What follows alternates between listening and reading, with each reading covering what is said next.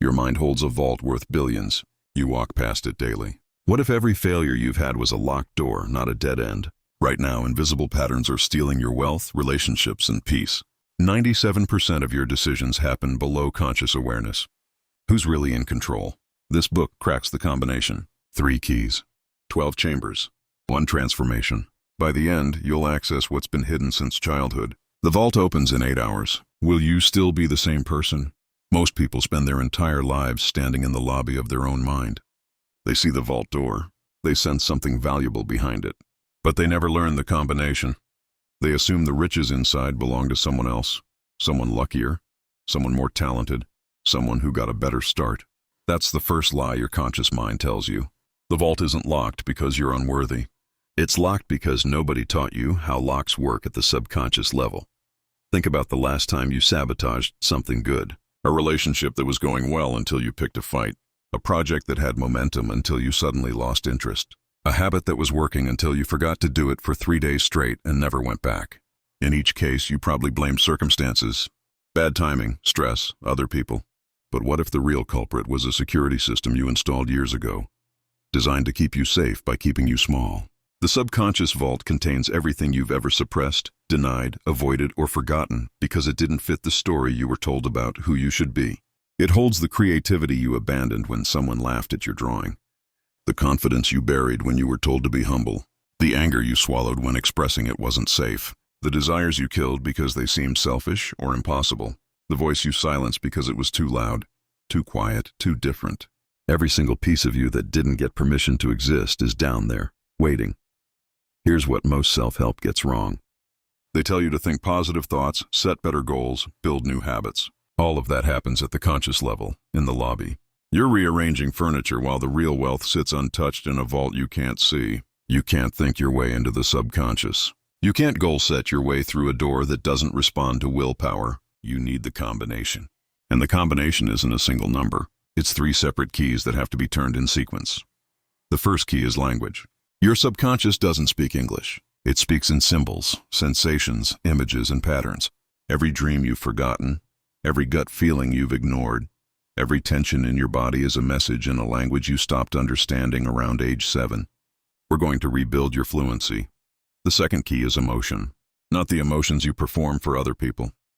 The stored ones. The unfelt feelings that calcified into beliefs about what's possible for you. These aren't memories you think about. They're alive in your nervous system right now, running your behavior like code. We're going to locate them, sequence them, and process them in the exact order that frees the most energy. The third key is identity. This is the deepest level. It's not what you do or what you think. It's who you believe you are at a level so fundamental you don't even notice it. Your subconscious identity determines what opportunities you see, what risks you take, what love you accept. If your root level identity says you're someone who struggles, no amount of effort will produce ease.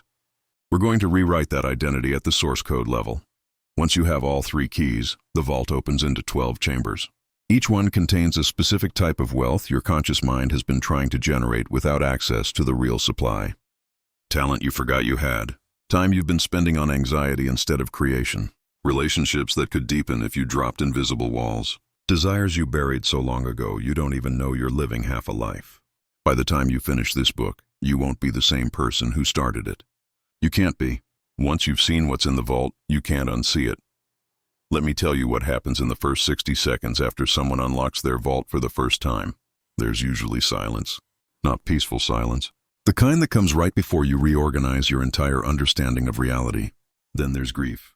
Not because anything's wrong, but because you suddenly see how many years you lived with your hands tied behind your back. Then comes rage. At the people who locked you in, at yourself for staying locked. And then, if you stay with it instead of slamming the door shut, there's something else. Relief. A kind of homecoming that doesn't have words. You're not becoming someone new. You're recovering who you were before the world told you to be someone else. This isn't therapy. Therapy is valuable, but it usually happens in the lobby. You talk about the vault. You process feelings about the vault. You develop coping strategies for living outside the vault. This is different. We're going in. And once you're in, the question isn't whether you'll find riches. The question is whether you're ready to be as wealthy as you actually are. Because accessing the vault will change what you want, who you love, what you tolerate, and how you spend your time. Most people say they want transformation. Very few people want the consequences of transformation. So before we go further, ask yourself this. If you recovered every suppressed part of yourself, would you still fit in your current life? The vault exists. That's not metaphor. There's a region of your mind, inaccessible to conscious thought, where every experience you've ever had is stored with perfect fidelity. Neuroscience calls it implicit memory. Psychologists call it the unconscious. Spiritual traditions call it the shadow, or the inner child, or the true self buried under conditioning. The name doesn't matter. What matters is that it's real, it's running your life, and it's filled with resources you've been trying to earn, or achieve, or deserve when you already own them. Picture a bank vault. Thick walls, combination lock, inside shelves stacked with gold bars, documents, jewelry, cash. Now picture that you inherited this vault when you were born. It came fully stocked with everything you'd need. Confidence, creativity, emotional range, clear intuition, the ability to rest, the ability to want things without shame, connection to your body, a sense of enoughness. But here's what happened. Between birth and age 7, well-meaning people started installing security systems. They didn't mean harm. They were trying to keep you safe, help you fit in, prepare you for a world that punishes certain kinds of aliveness. Your mother said don't be so sensitive, so you locked away emotional range. Your father said stop showing off, so you locked away visibility. Your teacher said that's not realistic, so you locked away vision. Your church said that's sinful, so you locked away desire. Your peers said that's weird, so you locked away uniqueness. Layer by layer, you installed programs designed to protect you by limiting you. And here's the cruelest part. The programs worked. You got safer. You got more acceptable. You avoided rejection. But you also locked yourself out of the vault. And you've been trying to succeed, connect, and feel alive with only the resources available in the lobby. The lobby has a few things: surface-level skills, learned behaviors, conscious strategies, willpower. But willpower runs out. Strategies stop working when stress hits. Learned behaviors feel effortful because they're not sourced from your actual self. You can live your whole life in the lobby. Millions do. You can even achieve things. But you'll always feel like you're performing, like you're one mistake away from exposure, like there's a better life just out of reach. That's because there is. It's not out there in the future. It's down there in the vault. Here's how you know you're locked out. You set goals and don't follow through. You meet someone amazing and sabotage it. You make money and immediately spend it. You lose weight and gain it back. You feel like you're capable of more but can't access it. You have the same fight in different relationships. You procrastinate on the things that matter most. You know what to do but don't do it. You feel tired for no medical reason. You're successful but empty. You're surrounded by people but lonely. These aren't character flaws. They're symptoms of vault lockout. Your conscious mind wants one thing. Your subconscious is programmed for something else. And the subconscious always wins. Let me give you an example. There's a woman I'll call Sarah. She's a marketing executive. Smart, capable, respected. But every time she gets close to a promotion, she makes a weird mistake. Misses a deadline. Snaps at her boss. Gets sick the week of a big presentation. Consciously, she wants to advance. She works hard. She prepares. But her subconscious has a different program running. When Sarah was 8, her older sister got straight A's and their father bragged about her constantly. Sarah learned that outshining someone you love equals loss of connection. So her subconscious installed a program that says visibility equals isolation. Now, 30 years later, every time she's about to become more visible, the program activates. It doesn't feel like self-sabotage. It feels like bad luck or stress or timing. But it's not. It's the vault security system doing exactly what it was designed to do. Keep her safe by keeping her invisible. Sarah spent years in the lobby trying to fix this. She read books on confidence. She worked with a career coach. She tried affirmations. None of it worked because she was using conscious tools to solve a subconscious problem. It's like trying to unlock a safe with a credit card. Wrong tool for the job. What Sarah needed was the combination. She needed to learn the language her subconscious speaks. She needed to locate the stored emotion from that childhood experience and process it. She needed to rewrite her identity at the root level from someone who can't be visible to someone who is visible and connected. Once she did that, the pattern stopped. Not because she tried harder. Because the security system recognized her and let her through. That's what we're doing here. We're not building new skills or installing better habits. We're recovering access. You already have what you need. It's just been locked away so long you forgot it exists. The talent that comes effortlessly, the ease that doesn't require grinding, the relationships that don't need managing, The clarity that doesn't need analysis, the energy that doesn't need caffeine, the peace that doesn't need distraction. All of it is in the vault, waiting for someone who knows the combination. Before we go deeper, let's establish something. This process isn't comfortable. Unlocking a vault means looking at what you locked away and why. It means feeling the feelings you've been avoiding. It means seeing the people who installed your security systems with clear eyes, including the ones you love. It means confronting the gap between who you've been and who you actually are. Most people turn back at this point. They prefer the familiar prison of the lobby to the discomfort of freedom. So if you're going to do this, decide now. Are you willing to be uncomfortable for 8 hours to be free for the rest of your life? Let me tell you what the vault is not. It's not a spiritual concept you have to believe in. It's not positive thinking repackaged. It's not about manifesting or attraction or vibration. Those things might be real, but they're beside the point. The vault is a function of how your brain works. Your hippocampus stores explicit memories, the ones you can recall consciously. Your amygdala and basal ganglia store implicit memories, the ones that run automatically. Implicit memories include learned behaviors, emotional associations, and beliefs about yourself and the world. These aren't things you think. They're things that think you, and most of them were installed before you had language to question them. Here's the architecture. The conscious mind is the CEO. It makes plans, sets goals, solves problems. It's verbal, linear, logical. It operates at about 40 bits per second. The subconscious mind is the entire rest of the company. It runs your heartbeat, your breathing, your immune system, your balance. It processes about 11 million bits per second. It's nonverbal, associative, pattern-based. It doesn't care about your goals. It cares about keeping you alive and consistent with your identity. If your conscious mind says, I want to make $1 million, but your subconscious identity says people like me struggle with money, the subconscious wins every time. Not because it's mean, because it's doing its job. The vault is the archive within the subconscious. It's where all the rejected material goes. The emotions you couldn't express, the truths you couldn't speak, the dreams you couldn't pursue, the aspects of yourself that didn't get approval. Your conscious mind thinks it's in charge because it makes decisions and forms sentences. But the subconscious is running the show. It determines what you notice and what you ignore, what feels possible and what feels impossible, who you trust and who you suspect, what risks feel exciting and what risks feel terrifying. Every reaction you have that seems automatic is coming from the vault. And most of those reactions were programmed before you were old enough to ride a bike. So when we talk about unlocking the vault, we're talking about gaining access to the control room of your life, not to erase the programs. Some of them are useful, but to see them clearly so you can choose which ones to keep and which ones to delete. Right now, you're being run by code you didn't write. We're going to teach you to read the code, understand why it's there, and rewrite the parts that are limiting you. That's the first key. Language.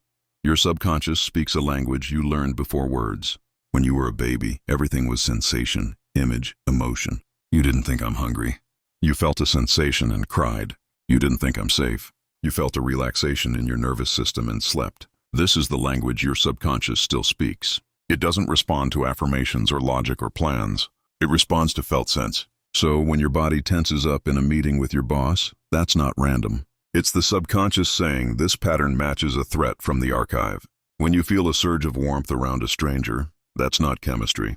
It's the subconscious saying this pattern matches safety from the archive. Most people are fluent in conscious language and illiterate in subconscious language. So they miss the messages. They override the tension with coffee and push through. They dismiss the warmth as meaningless and don't follow up. They wonder why they feel disconnected from themselves. It's because they've been ignoring the primary communication channel for decades. Learning to read subconscious language is like learning to read it all. At first it's shapes and guesses. Then patterns emerge. Then fluency. And once you're fluent, you realize the subconscious has been trying to help you the whole time. You just couldn't understand what it was saying. The most common subconscious messages come through 4 channels. Dreams are the most obvious. Your subconscious uses your day's experiences as raw material to show you patterns, conflicts, and solutions. But most people either don't remember dreams or dismiss them as random. They're not random. They're symbolic communication. The second channel is the body. Tension, pain, illness, fatigue. Your body is downstream of your subconscious. When it speaks, it's because the subconscious has something to say that you're not hearing through other channels. The third channel is repetition. The same argument with different partners. The same money problem at different income levels. The same feeling of being overlooked in different jobs. Repetition isn't bad luck. It's the subconscious showing you an unresolved pattern until you finally see it and deal with it. The fourth channel is sudden knowing. Intuition, gut feeling. The sense that you should or shouldn't do something without knowing why. This is the subconscious accessing information from the vault that your conscious mind doesn't have clearance to see. Most people override intuition with logic and then regret it later. Have you ever ignored a gut feeling and then thought, I knew something was off? That wasn't hindsight. That was your subconscious trying to communicate in the only language it has. The more you learn to listen, the clearer the messages become. Let's decode a common dream. You're back in school and there's a test you didn't study for. You panic. You can't find the classroom. You show up naked or without shoes. This isn't about school. School is a symbol for performance, evaluation, and preparation. The dream is saying you feel unprepared for something you're being evaluated on. The nakedness or missing shoes means you feel exposed or lacking the right tools. Your subconscious is pointing to a waking life situation where you feel inadequate. It's not predicting failure. It's highlighting a fear. Once you identify the real-world situation, you can address it. Prepare more, ask for help, or realize the evaluation isn't as high stakes as your subconscious thinks. The dream isn't the problem. It's the alert system. Here's another one. You're trying to run, but your legs are heavy, like moving through water. You're being chased, or you're trying to reach someone and you can't move fast enough. This dream appears when you feel stuck or powerless in waking life. The chase, or the person you're trying to reach, is a stand-in for a goal or a relationship. Your subconscious is saying you feel like you're trying hard but not making progress. Again, it's not predicting permanent stuckness. It's reflecting a current emotional state. Once you see it clearly, you can ask, what's making me feel powerless right now? And then you can change the conditions or change your approach. Let's decode a body message. Lower back pain with no structural cause. Your lower back is associated with support, foundation, and feeling backed. When it hurts without injury, your subconscious is often saying, I don't feel supported. That could mean financial insecurity, or a relationship where you're doing all the carrying, or a job where you're not backed by leadership. The pain isn't psychosomatic in the dismissive sense. It's the body making conscious what the subconscious already knows. You feel unsupported and your body is showing you in the only way it can. Once you address the real issue, the pain often resolves without physical intervention. Neck and shoulder tension follows a similar pattern. Neck pain often relates to flexibility, perspective, and being willing to look in different directions. Shoulder pain relates to carrying burdens or feeling responsible for things beyond your control. These aren't mystical connections. They're pattern-based. Your subconscious uses the body as a metaphor map. It places tension where the symbolic meaning matches the emotional conflict. Chronic tension isn't just stress. It's a message. What am I carrying that isn't mine? What am I refusing to look at? What support am I missing? Now let's talk about repetition. The opposite happens too. You meet someone and feel immediate warmth. No logical reason.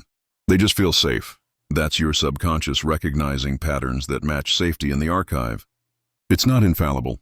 Sometimes the pattern is wrong, but more often than not, intuition is accessing information your conscious mind isn't tracking. The key is learning to distinguish between intuition and fear. Intuition is calm and clear. Fear is loud and urgent. Intuition says, I don't think this is right for me. Fear says, what if this is my last chance and I blow it? Once you learn the difference, intuition becomes one of the most reliable tools you have. So the first step in learning subconscious language is simply paying attention. Notice your dreams. Write them down immediately. Don't analyze yet. Just capture. Notice where your body holds tension. Don't fix it yet. Just feel it. Notice what patterns repeat in your relationships, your work, your money. Don't judge. Just observe. Notice when you get a gut feeling and track whether it turns out to be accurate. You're building fluency. At first it feels like guessing, but over time you start to recognize the vocabulary. That dream symbol means this. That tension pattern means that. This feeling means move toward. That feeling means back away. The second step is interpretation.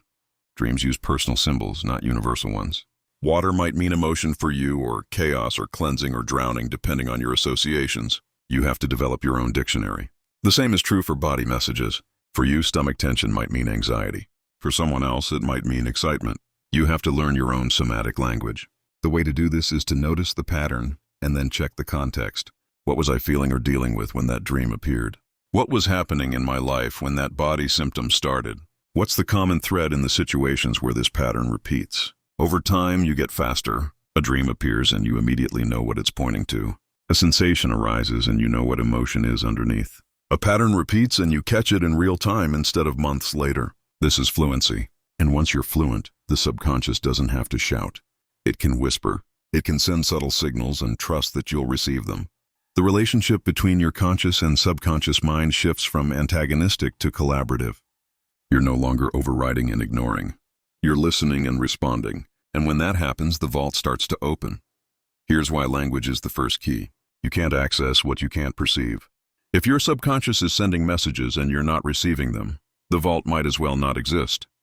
But once you learn the language, everything changes.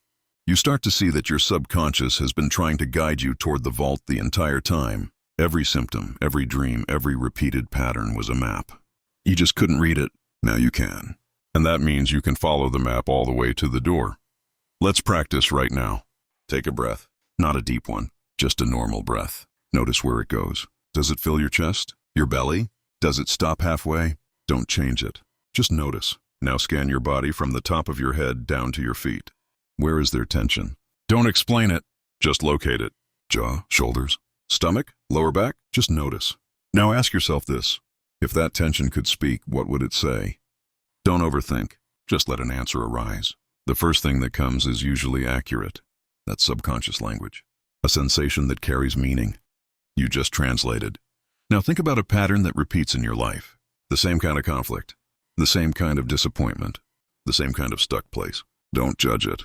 Just name it. Now ask, what is this pattern trying to show me?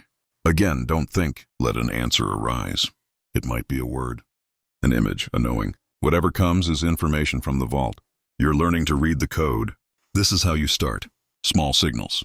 Simple translations. Over time, the signals get clearer and the translations get faster. The second key is emotion. This is where most people get stuck. They think they've dealt with their past because they've thought about it. They've told the story. They've understood why it happened. But thinking about emotion is not the same as feeling emotion. And unfelt emotion doesn't go anywhere. It gets stored in the vault. And from there, it runs your behavior. Here's how it works. Something happens when you're young. Your dog dies. You're devastated. But your parents are uncomfortable with your grief. They say he's in a better place. We'll get another one. It's not that bad. They don't mean harm. They're trying to comfort you. But what you learn is that this level of sadness is too much. It makes people uncomfortable. It's not acceptable. So you stop crying. You swallow the grief. You move on. Consciously, you forget about it. But subconsciously, the grief is still there. And now it has a belief attached to it. Big emotions are dangerous. Sadness pushes people away. I have to handle pain alone. Fast forward 20 years. Someone breaks up with you. You feel devastated. But instead of grieving, you intellectualize. You analyze what went wrong. You focus on logistics. You stay busy. You tell people you're fine. Not because you're lying. Because the original program is running. Big emotions are dangerous. So your subconscious roots you away from the feeling and into your head. The breakup grief never gets processed. It joins the dog grief in the vault. And now there are 2 layers of unprocessed sadness sitting in storage, influencing how you approach relationships. You might become avoidant. You might rush into the next relationship to bypass the feeling. You might convince yourself you don't care, but the emotion is still there, running the show from the vault. This is true for every emotion that didn't get expressed or completed. Anger that wasn't allowed. Fear that was dismissed. Excitement that was shut down. Shame that was never witnessed. All of it gets stored. And stored emotions don't just sit there inert. They calcify into beliefs. The unexpressed anger becomes, I don't have a voice. The dismissed fear becomes, I can't trust myself. The shut down excitement becomes, I'm too much. The unwitnessed shame becomes, I'm fundamentally flawed. These beliefs feel true because they're attached to real emotional experiences. But they're not true. They're just unfelt feelings that hardened into identity. The emotional sequencing key is about going back and completing what was interrupted. Not by reliving the trauma, not by re-traumatizing yourself, but by creating a safe enough environment to feel what you couldn't feel then. This is not about wallowing or getting stuck in the past. It's about finishing the emotional cycle, so the belief can update and the energy can be freed. Emotions are meant to move. The word itself means energy in motion. When they get stuck, you get stuck. When they move, you move. Here's the sequence. First, identify the belief that's limiting you. I'm not enough. I'm too much. I can't trust people. Money is hard. Whatever it is, name it. Second, ask, where did I first learn this? Don't force a memory. Just sit with the question and see what arises. Often, a scene will appear. A a moment, a feeling. Third, ask what emotion was present that didn't get expressed. Usually it's sadness, anger, fear, or shame. Sometimes it's more than one. Fourth, create safety. You're not that child anymore. You're an adult with resources. You can handle this feeling now. Fifth, let the emotion move. That might mean crying, or shaking, or speaking the words you couldn't say then, or hitting a pillow, or writing a letter you don't send. The point is to complete the cycle. When the emotion moves, something shifts. The belief doesn't disappear instantly, but it loosens. It stops being absolute truth and becomes an old story. That creates space for a new story, a truer one. I am enough. I'm not too much. I can trust myself. Money can be easy. The new story doesn't require evidence. It requires space. And space is what you create by clearing the stored emotion. Let me give you an example. A man I'll call David believed he was lazy. He would start projects with enthusiasm and then lose momentum. He'd beat himself up, try again, same cycle. Consciously, he wanted to finish things. Subconsciously, something was stopping him. When he tracked the belief back, he remembered a moment. He was 10. He was building a model airplane. He was completely absorbed, proud of his focus. His father walked in and said, "Stop wasting time on that. Go do something useful." David put the airplane away. He never finished it. The emotion he didn't express was a combination of shame and rage. Shame for being interested in something worthless, rage at being interrupted and dismissed. He swallowed both and learned this: following my interests is a waste. Enthusiasm leads to shame. Better to quit before someone judges me. 30 years later, that program was still running. Every time David started a project, the subconscious anticipated shame and judgment, so it shut him down preemptively. David thought he was lazy, but he wasn't. He was protecting himself from a pain that hadn't been processed. When he went back to that memory and let himself feel the shame and the rage, something changed. He cried for the 10-year-old who didn't get to finish his airplane. He felt the anger at being dismissed, and once those emotions moved, the belief loosened. He wasn't lazy. He was scared of being judged. And now that he saw it clearly, he could make a different choice. He could finish projects not for external validation, but for his own satisfaction. The pattern broke because the stored emotion was released. This is the power of the emotional sequencing key. You're not trying to feel better. You're trying to feel accurately, to complete the cycles that were interrupted. When you do that, energy that's been locked in maintenance gets freed for creation. You stop spending so much effort managing your emotions and start having access to them as information. Sadness tells you something matters. Anger tells you a boundary was crossed. Fear tells you to pay attention. Shame tells you a value was violated. These are useful signals, but if they're all jammed up in the vault, you can't use them. You're either numb or overwhelmed. Neither state is functional. Most people avoid this step because they think feeling the old pain will destroy them. It won't. What destroys people is avoiding the pain and letting it run their lives from the shadows. The pain is already there. You're already carrying it. You just can't see it. Bringing it into the light doesn't make it worse. It makes it workable. And once it's workable, it can complete. And once it completes, it stops taking up space. And when space opens in the vault, you have access to resources that were previously unavailable. Here's what happens after you process a stored emotion. You have more energy. Not because you did something to gain energy. Because you stopped spending energy suppressing the feeling. You also have more clarity. Emotions are data. When they're stuck, the data is scrambled. When they move, the signal clears. You see situations more accurately. You respond instead of react. You make choices based on what's actually happening instead of what happened 20 years ago. This is freedom. Not the absence of feeling, but the presence of completed feeling. Let's talk about the specific emotions people store most often. Sadness is the most common. Grief for 1,000 small losses that were never mourned. The friendship that faded. The opportunity that passed. The version of yourself you had to leave behind. Sadness is the emotion of letting go. When it's not allowed, you can't release anything. You hold on to relationships that are over. You hold on to identities that no longer fit. You hold on to pain because letting go requires sadness, and sadness wasn't safe. When you give yourself permission to grieve, you become capable of moving forward. Not in a toxic positivity way. In a this mattered and now it's over kind of way. Anger is the second most stored. Anger is the emotion of boundaries. It says, this isn't okay, stop, I matter. But most people learned that anger is dangerous. It makes you bad. It ruins relationships. It gets you punished. So they swallowed it, and swallowed anger doesn't disappear. It turns into resentment, passive aggression, depression, chronic illness, or it explodes inappropriately over small things because the big things were never addressed. When you let yourself feel anger cleanly, you reclaim your boundaries. You learn to say no. You learn to protect your energy. You stop tolerating mistreatment because anger is no longer terrifying. It's information. Fear is often stored as well. But here's the distinction.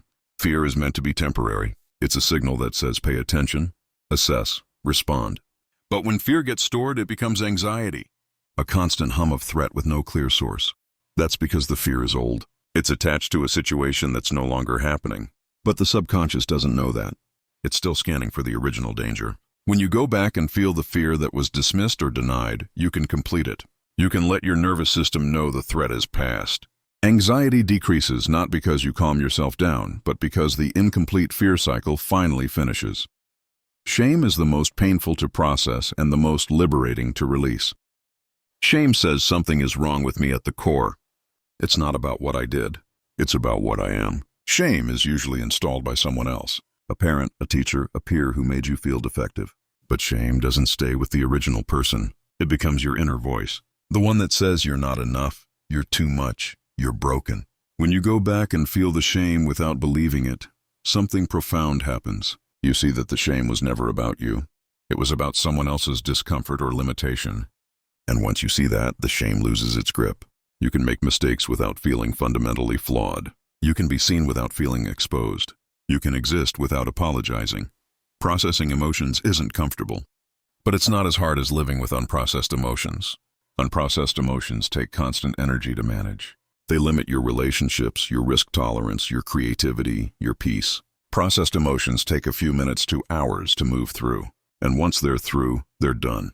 They don't keep recycling. So the question isn't whether you should do this work. The question is, how much longer do you want to live at half capacity? Let me walk you through a simple emotional release practice. You can do this anytime you notice a limiting belief or a stuck pattern. First, sit quietly. Close your eyes. Take a few breaths. Not deep, just natural. Let your body settle. Now bring to mind the belief or the pattern. Don't think about it analytically. Just notice how it feels in your body. Where does it live? Chest? Throat? Gut? Just locate it. Now ask what emotion is underneath this. Let an answer come. It might be a word. It might be a color. It might be a memory. Whatever arises, let it be there. Now this is the key. Don't push it away. Don't try to fix it. Don't analyze it. Just feel it. Let your body do what it wants. If tears come, let them. If anger comes, let it move. If shaking comes, let it happen. Stay with it. It won't last forever. Emotions move in waves. They peak and they pass. After the wave passes, take a breath. Notice what's different. Usually there's a softness, a lightness. That's energy being released. That's the vault starting to open. You don't have to do this alone. Sometimes the emotions stored are too big or too old to process solo. That's where a good therapist or guide helps. But the principle is the same. Feel what wasn't felt. Complete what was interrupted. Release what's stored. When you do, beliefs update automatically. You don't have to convince yourself of a new belief. You just clear the emotional evidence for the old one, and the new one naturally replaces it. The third key is identity. This is the deepest level and the most powerful. Your identity is not your personality. It's not your job title or your roles. It's the fundamental belief you hold about who you are at the most basic level. And that belief determines everything. What you see, what you attempt, what you tolerate, what you expect. If your root identity says I am someone who struggles, you will unconsciously create struggle even when ease is available. If your root identity says I am someone who is loved, you will unconsciously create and maintain love even in difficult circumstances. Identity is the operating system. Everything else is just apps. Most people's identity was written by someone else. Parents, culture, early experiences. They absorbed messages about who they were before they had the capacity to question those messages. You're too sensitive. You're not smart. You're the responsible one. You're the screw-up. You're a burden. You're a helper. Whatever message you received most consistently became the core code, and that code runs automatically. You don't choose it. It chooses your behavior, which is why willpower fails. You can't willpower your way out of an identity. The identity will always reassert itself. You have to rewrite it at the source code level. Here's how identity controls your life. Let's say your root identity is I am someone who doesn't belong. That's not a thought you have consciously. It's a background hum, an unquestioned assumption. Now you walk into a room full of people. Consciously, you might want to connect. But subconsciously, your identity is scanning for evidence that you don't belong, and it will find it. Someone doesn't make eye contact. You interpret that as rejection. Someone laughs at something you don't understand. You interpret that as exclusion. Someone talks to everyone but you. You interpret that as confirmation. You don't belong. None of those things objectively mean you don't belong. But your identity filtered the experience to match the core belief, and then your behavior follows. You leave early. You don't follow up. You don't initiate. And the result confirms the identity. See, I don't belong. But it's not true. It's a loop created by the identity itself. Now imagine the same room with a different identity. Your root identity is I am someone who is welcomed. Same room, same people. But your filter is different. Someone doesn't make eye contact. You think they're distracted. Someone laughs at something you don't understand. You ask what's funny and join the joke. Someone talks to everyone but you.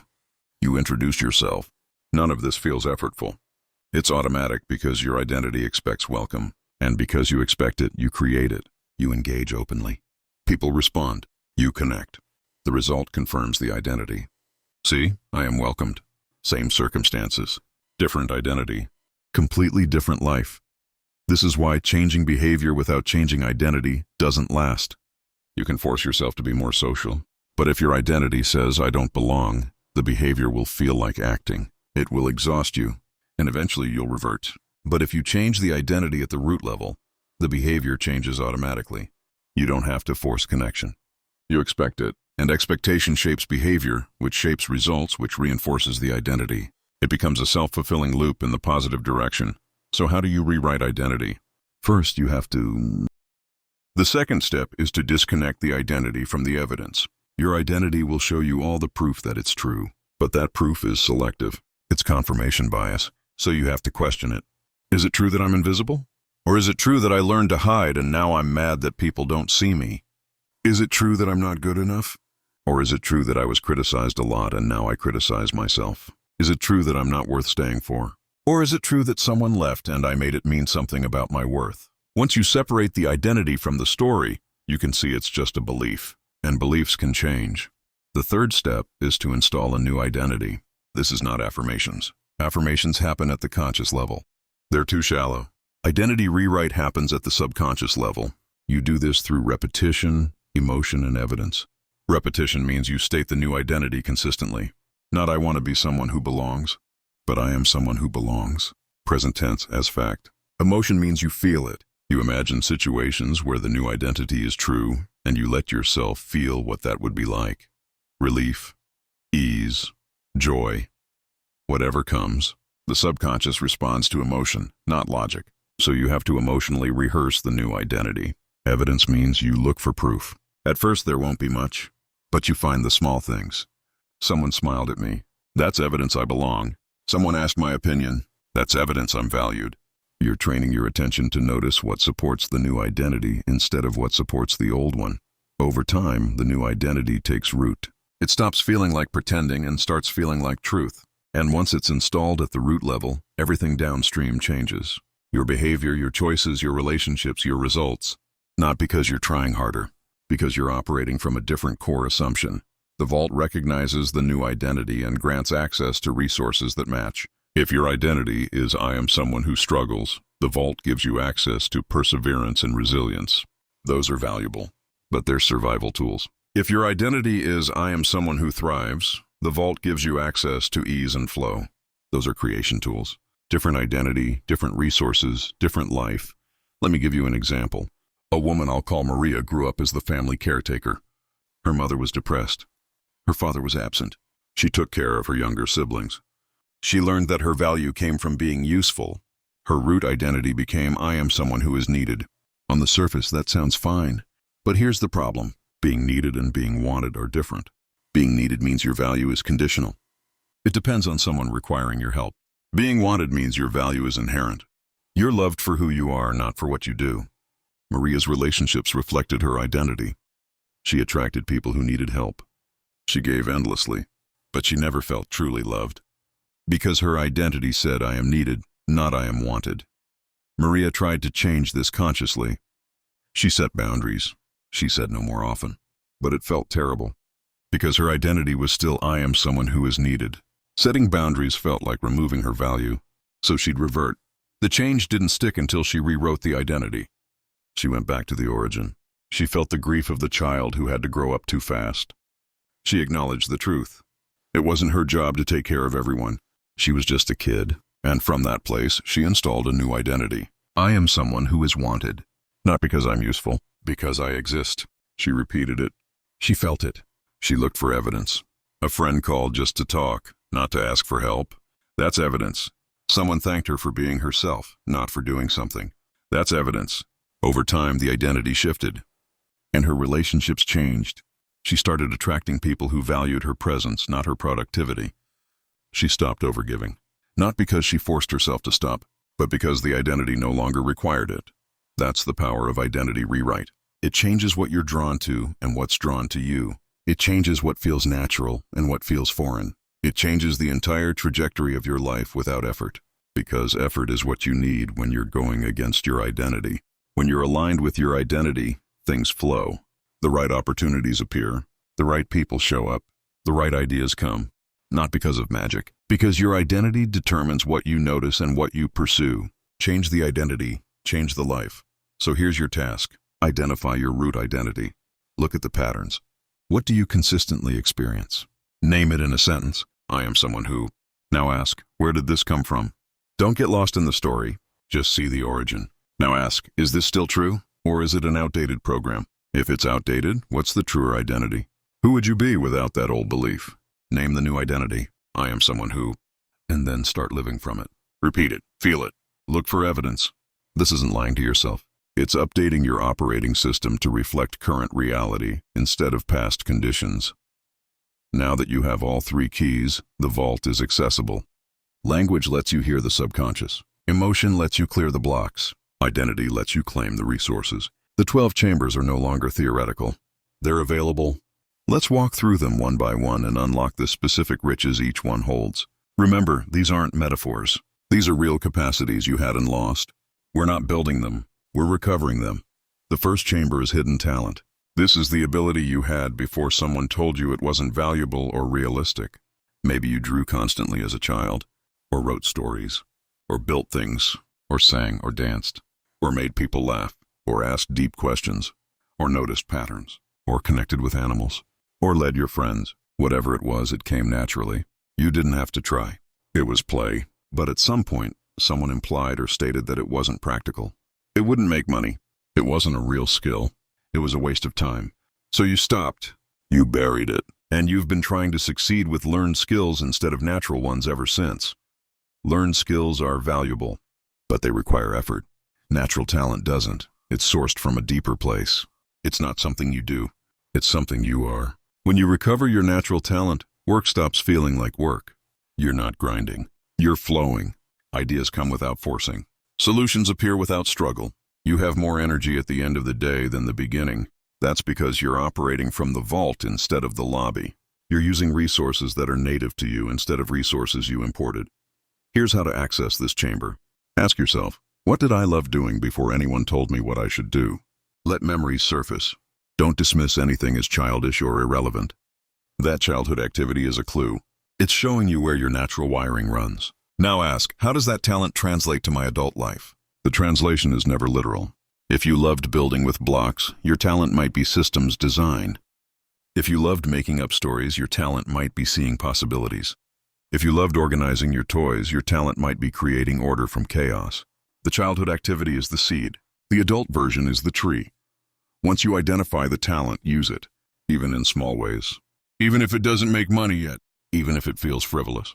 The point is to reactivate the neural pathways, to remind your subconscious that this capacity exists. When you do, something shifts. You become more yourself. And when you're more yourself, opportunities that match you start appearing. Not because you're manifesting, because you're visible. You're no longer hiding the part of you that's most magnetic. The second chamber is silenced voice. This is your authentic communication style, the one you used before you learned to perform or people please. Before you learned to say what people wanted to hear. Before you learned to hide your opinions or soften your truth. Your voice is not just how you speak. It's how you see the world. Your perspective, your values, your boundaries. your desires. When your voice is silenced, you feel disconnected from yourself and everyone else. Because you're saying words, but they're not yours. You're performing communication instead of communicating. Most people silence their voice gradually. A parent says don't talk back. A teacher says that's not appropriate. A peer says you're weird. A partner says you're too intense. Each time you adjust, you learn what's acceptable. You edit yourself. Eventually the editing is automatic.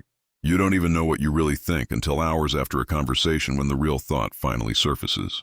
That's the silenced voice trying to speak. It's still there. It's just been trained into submission. Here's how to access this chamber. Start speaking your truth in low-stakes situations. Not to be provocative, but to be accurate. Someone asks how you are. Instead of saying fine, say actually, I'm frustrated about something. See what happens. Usually nothing bad. Someone asks your opinion on a restaurant. Instead of saying it's fine, say I didn't love it. Here's why. Again, nothing catastrophic happens. You're retraining your nervous system to know that your voice is safe, that you can say what's true and still be connected. As you practice, the voice gets stronger. You start to know what you think in real time instead of hours later. You start to set boundaries without apologizing. You start to share your desires without shame. You start to disagree without fearing abandonment. And people respond. The third chamber is reclaim time. This is the time you've been spending on anxiety, rumination, people-pleasing, and activities that don't matter. Most people don't have a time management problem. They have a vault access problem. They spend hours worrying about things that never happen, replaying conversations, imagining worst-case scenarios, scrolling to avoid feelings, saying yes to things they don't want to do because they can't say no. All of that takes time, massive amounts of time. When you unlock this chamber, you don't get more hours. You get more usable hours because you're not spending them on subconscious maintenance. Here's the math. The average person spends 2 hours a day in anxiety loops. That's 14 hours a week, 56 hours a month, 672 hours a year. That's 28 full days. You're losing a month of your life every year to anxiety, and that's a conservative estimate. Add rumination, add resentment, add avoidance, and you're looking at 2 to 3 months. Imagine what you could create with an extra 60 to 90 days a year. Not by sleeping less or working harder. By stopping the drain. The way to access this chamber is to catch the loops. Anxiety is usually a conversation with yourself about the future that hasn't happened. When you notice it, ask, what am I actually afraid of? Name it specifically. Then ask, what would I do if that happened? Make a plan. Anxiety decreases when you have a response strategy. Rumination is usually a conversation about the past that can't change. When you notice it, ask what needs to be said or felt. Say it out loud or write it down. Feel the emotion underneath. Once it's expressed, the loop stops. People-pleasing is usually a fear of disappointing someone. When you notice it, ask whose disappointment am I avoiding, and at what cost. Usually, the cost is your own time and energy. Once you see that clearly, it's easier to say no. Reclaiming time doesn't mean you become selfish or cold. It means you become honest. You stop pretending you have unlimited capacity. You stop sacrificing your life to avoid uncomfortable conversations. You start choosing consciously instead of reacting automatically. And when you do, time expands. Not literally, but experientially. You have space to think, to create, to rest, to be. That space is wealth, and it was in the vault the whole time. The fourth chamber is resurrected desire. This is what you want when you're not performing for anyone.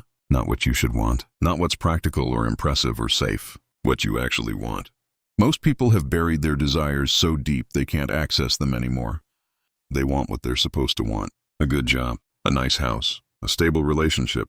And those things are fine, but they're not desires. They're scripts. Real desire has energy. It pulls you.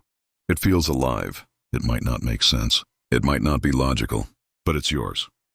Desire gets buried for 2 reasons. First, because it seemed impossible. You wanted to be an artist, but you were told you'd starve. You wanted to travel, but you were told it was irresponsible.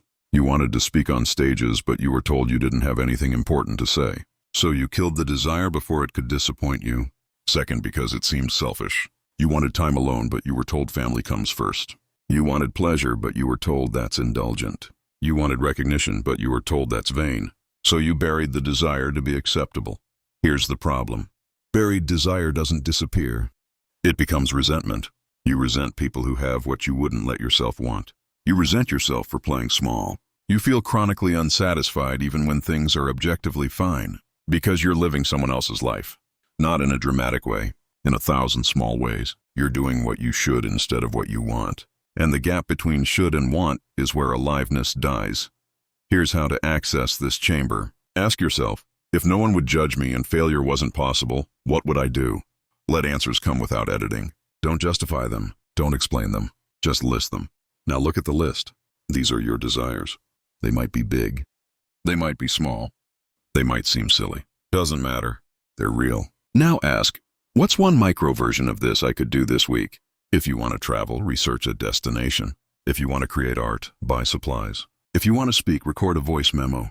You're not committing to the big desire. You're just touching it, seeing if it still has energy. Usually it does. When you start feeding your desires, even in small ways, something wakes up. Color returns. Energy returns. You stop feeling like you're going through the motions. You start feeling like you're alive. And here's the unexpected part. When you honor your desires, you become more generous, not less, because you're not resentful anymore. You're not giving from depletion. You're giving from overflow. People sense the difference. They'd rather have your authentic presence than your resentful service. The fifth chamber is relational wealth. This is the capacity for deep connection that you've been defending against. Most people want intimacy, but they're terrified of it. Because intimacy requires vulnerability, and vulnerability requires letting someone see you. The real you, the messy, uncertain, flawed human you. Most people learned early that being seen isn't safe. So they built walls. They perform competence. They perform togetherness. They perform okayness. And they're lonely because no one knows them. They know the performance, but not the person. Relational wealth isn't about having more relationships.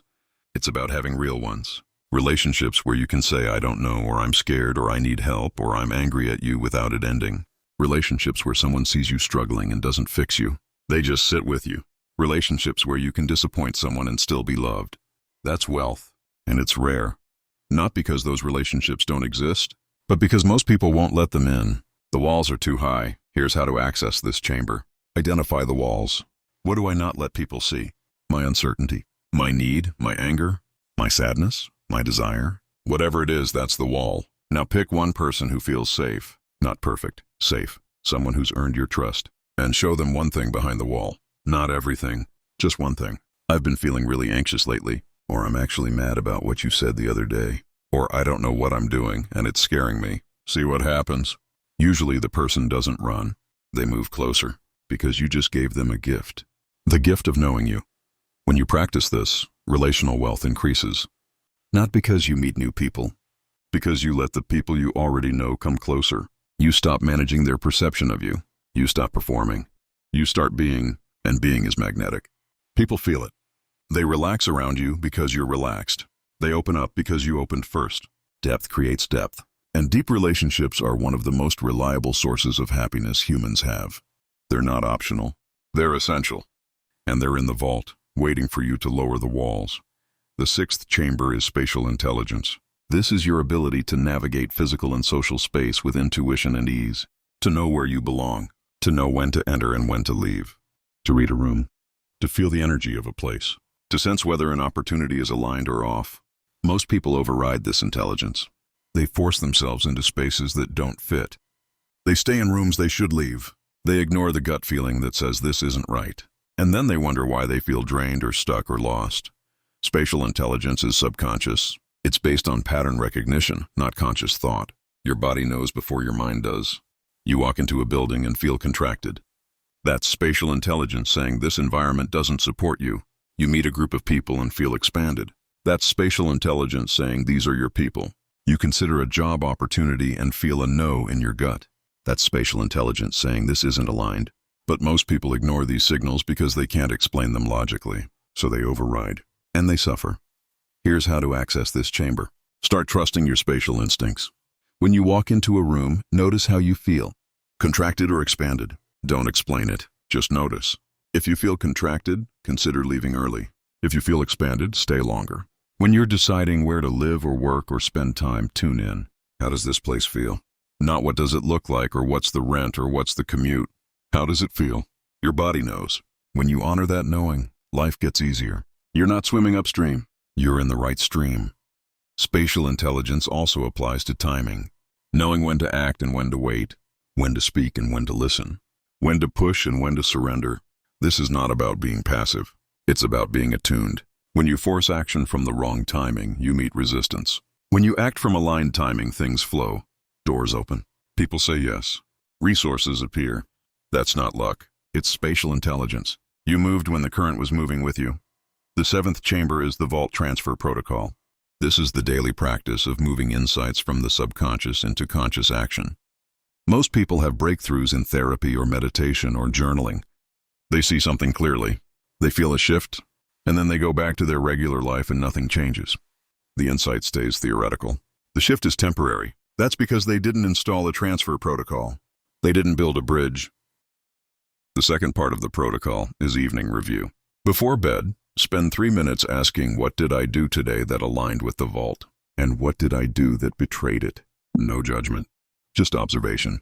If you aligned, celebrate. If you betrayed, note it. Why? What pulled me off course? Fear? People-pleasing? Old habits? Just see it. Awareness is the first step to change. Over time, the gap between insight and action shrinks. You stop having breakthroughs that go nowhere. You start having breakthroughs that reshape your life. That's the transfer protocol. It's not glamorous, but it's the difference between knowing and doing. The eighth chamber is defending the vault. Once you've unlocked access, you have to protect it, because the world will try to relock it. Not maliciously, but systems benefit from your disconnection. Consumer culture needs you anxious and dissatisfied, so you keep buying. Workaholism needs you to believe your worth equals productivity. Social media needs you to believe your value equals approval. These aren't conspiracies. They're just incentives. And if you're not vigilant, you'll get pulled back into old patterns. You'll start spending time on things that don't matter, saying yes to things that drain you, suppressing emotions to keep the peace, silencing your voice to stay safe. The vault will relock. Not all at once, gradually, until one day you realize you're back in the lobby. Here's how to defend the vault. Establish boundaries around your energy. Know what depletes you and limit exposure.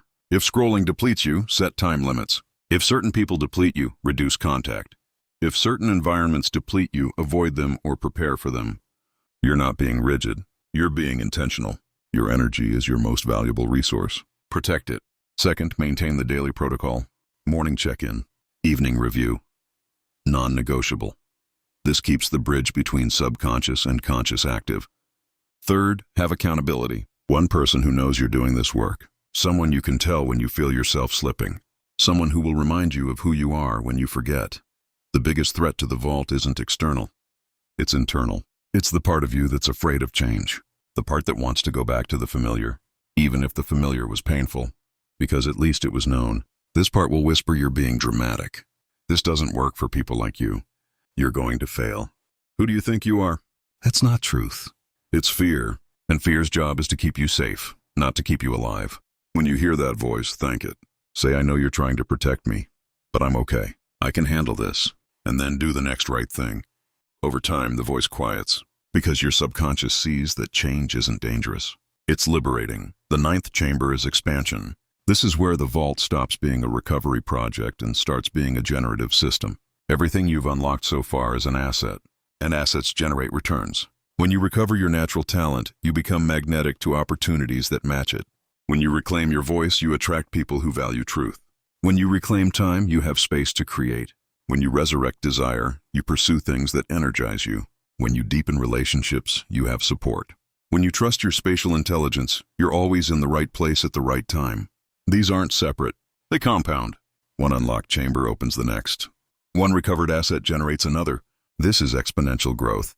Here's what most people miss. They think growth is linear. If I work twice as hard, I'll get twice the result. But that's lobby logic. Vault logic is different.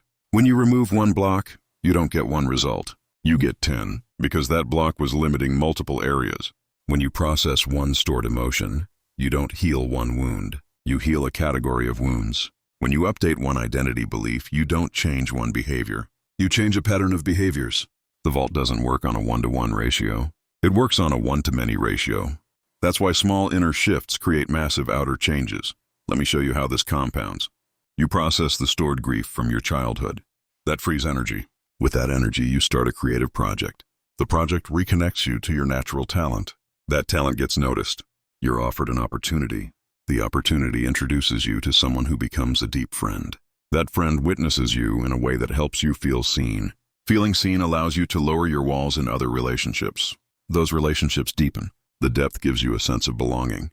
Belonging gives you confidence. Confidence helps you speak your truth. Speaking your truth attracts aligned people. Aligned people create more opportunities. And on it goes. One unlocked chamber created a cascade. That's expansion. That's what happens when the vault is open and defended. The key to expansion is to stay in the process. Don't fixate on outcomes. Don't try to force the next step. Just keep unlocking. Keep transferring insights to action. Keep defending your access. The vault will handle the rest. It knows how to compound. You just have to stay open and responsive. When an opportunity appears, take it. When a person appears, engage. When a desire appears, follow it. Trust the process. The subconscious has a longer view than the conscious mind. It sees patterns and possibilities you can't. Your job is to stay unlocked and let the assets generate. Here's a question to sit with. What would be possible if you operated at full capacity for 1 year? Not grinding, not forcing, just accessing all of you, all your talent, all your voice, all your time, all your desire, all your relational depth, all your intuition. What would change? That's not fantasy. That's available. Right now, the vault is open. The question is, will you walk in and stay in? Let's close with a visualization. You're standing in front of a vault door, massive, steel, combination lock. You've been standing here your whole life. Sometimes you've tried random numbers. Sometimes you've walked away and pretended it didn't matter. But it's always been here. Now you have the combination. 3 keys: language, emotion, identity. You turn the first dial. Click. You understand what your subconscious has been saying. You turn the second dial. Click. You've processed the stored emotions. The blocks are cleared. You turn the third dial. Click. You've updated your identity. You know who you are. The door swings open, heavy, slow, but it opens. Inside, it's dark at first, but as your eyes adjust, you see shelves, rows and rows of them, each one stacked with riches, not gold, better, capacities, possibilities, versions of yourself you forgot existed. You step inside. The air is different here. It's yours. It smells like childhood, like the time before you learned to perform. You walk down the aisles. You pick up your natural talent. It's lighter than you remember. You pick up your voice. It's stronger than you thought. You pick up your time. There's more of it than you imagined. You pick up your desires. They're still alive. You pick up your capacity for connection. It's intact. You pick up your intuition. It's sharp. Everything you thought you lacked, you had. Everything you thought you lost, you stored. You load your arms with these riches. You walk back to the door. You step into your life, and everything looks the same. Same house, same people, same responsibilities. But you're different. You're whole. You're resourced. You're not living from the lobby anymore. You're living from the vault, and that changes everything. The way you work, the way you love, the way you rest, the way you choose. You're not performing. You're not pretending. You're just being. Fully, finally. This is the promise. This is what's possible. Not someday. Now, the vault is open. The riches are yours. The only question left is, what will you do with them? Will you take them and use them? Or will you leave them on the shelf and go back to the lobby? That's not a rhetorical question. That's the question that determines your life. You've done the work to get here. You've learned the language. You've processed the emotions. You've updated the identity. You've unlocked the chambers. The vault is open. Everything you need is inside. Now you have to choose. Will you live from this place? Or will you forget and go back to striving for what you already have? Here's what happens if you choose the vault. Your work becomes effortless. Not because it's easy, but because it's aligned. You're using your natural wiring. Ideas come, energy flows, results appear. Not because you're grinding, because you're in your element. Your relationships deepen. Not because you're doing anything different externally, but because you're present. You're real. You're not performing. People feel that. They relax, they open. Intimacy becomes natural. Your time expands. Not because you have more hours, but because you're not wasting hours on anxiety and rumination. You're here, now, fully. Your desires guide you. Not in a hedonistic way, but in a this is what aliveness feels like way. You're not chasing pleasure. You're following energy, and energy leads to contribution, to creation, to meaning. Your intuition becomes reliable. You know which opportunities to take and which to pass. You know who to trust and who to keep at a distance. You know when to act and when to wait. You're not guessing. You're sensing. And sensing is faster and more accurate than thinking. This is vault-funded life. It's not perfect. You still have challenges. You still make mistakes. You still feel pain, but you're resourced for it. You have capacity. You have tools. You have access to your full self. So the challenges don't break you. They refine you. The mistakes don't define you. They inform you. James starts this work. He learns to read his subconscious. He notices he has the same dream repeatedly. He's in a vast library, but he can't find the book he needs. He's searching frantically, but the shelves are endless and the titles are blurred. He decodes this. The library is knowledge. The blurred titles mean he can't see clearly. The frantic searching means he feels lost. He asks himself, where in my waking life do I feel like I'm searching but can't find what I need?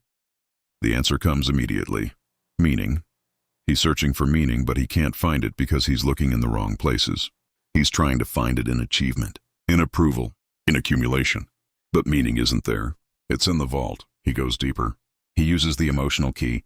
He asks, when did I stop feeling alive? A memory surfaces. He's 12. He's obsessed with astronomy.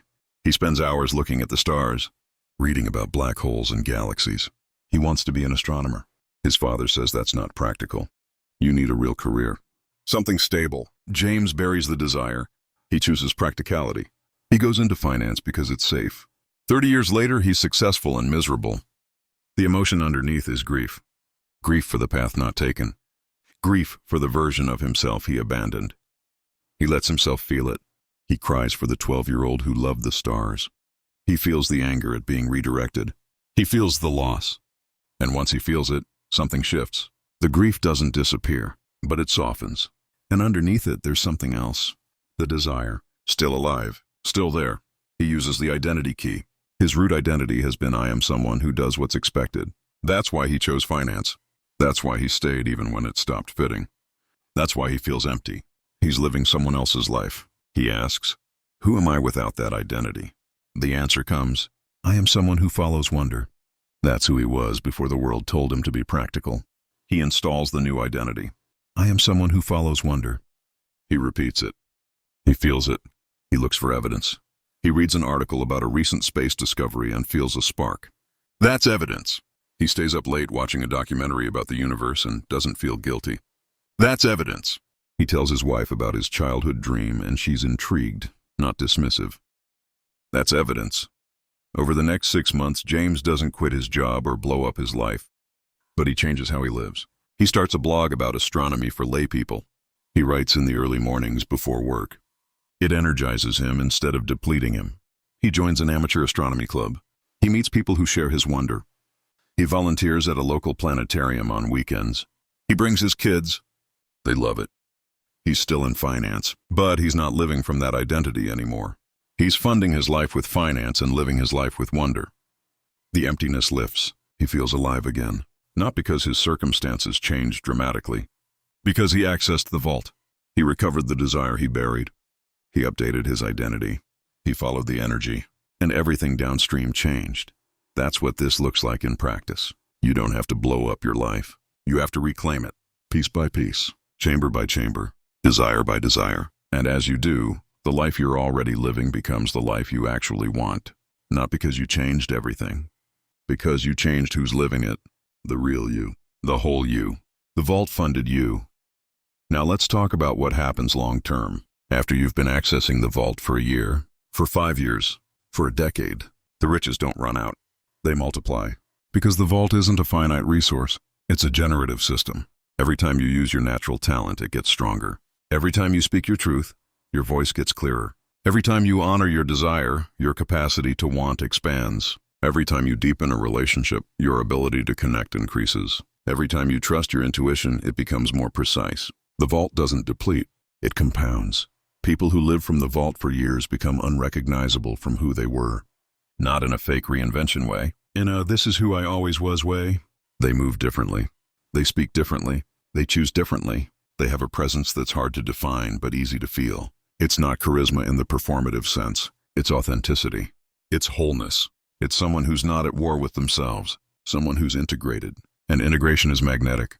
People are drawn to it because it's rare. Most people are fragmented. They have a work self and a home self and a social self, and none of them are the real self. Integrated people are the same in every context, not because they're rigid, because they're congruent. What they think, feel, say, and do are aligned. That alignment creates a field, and that field affects everyone around them. Vault-funded people also become generative. They stop taking and start giving, not in a sacrificial way, in an overflow way. They have so much access to their own resources that sharing becomes natural. They mentor without keeping score. They create without needing credit. They give without needing reciprocity, because they're not giving from depletion. They're giving from fullness, and fullness is infinite. The more you give from that place, the more you have. It's the opposite of scarcity. Scarcity says if I give, I'll have less. Abundance says if I give, I'll have more. Vault-funded people live in abundance, not because they're wealthy in the material sense, though many are, but because they're wealthy in the vault sense. They have access to the real riches, and real riches can't be taken or lost. They can only be shared or withheld. Here's the other thing that happens long-term. The people around you change. Some relationships deepen, some fall away. This can be painful, but it's necessary. When you change at the identity level, you become incompatible with certain people. Not because you're better, but because you're different. People who are attracted to your performance won't like your authenticity. People who needed you small won't like you whole. People who related to your struggle won't like your ease. That's okay. Let them go, not with bitterness, with gratitude. They were right for a season. That season is over. New people will come. People who match the new frequency. People who celebrate your wholeness instead of fearing it. People who want depth instead of surface. These are your people, and you'll find them as soon as you stop pretending to be someone you're not. Let's address a common fear. What if I access the vault and realize I need to leave my marriage, or quit my job, or move across the country? What if the life I built doesn't fit anymore? That's a real possibility. The vault doesn't always confirm your current choices. Sometimes it reveals that you've been living someone else's script, and when that happens, you have to decide, do I adjust my life to fit my truth, or do I adjust my truth to fit my life? There's no right answer, but there's an honest answer, and only you know what it is. Here's what I've seen. Most people who access the vault don't blow up their lives. They renegotiate them. They have conversations they've been avoiding. They set boundaries they've been scared to set. They ask for what they need instead of hoping someone will guess. And often the life adjusts. The marriage deepens because both people get more real. The job shifts because you start using your natural talent instead of faking competence. The location changes, but not as drastically as you thought. Small shifts create big changes. You don't have to burn everything down. You just have to stop pretending. But sometimes, yes, the vault reveals a fundamental misalignment. You're in a relationship that's never going to meet your needs. You're in a career that's fundamentally opposed to your values. You're in a place that drains you no matter what you do.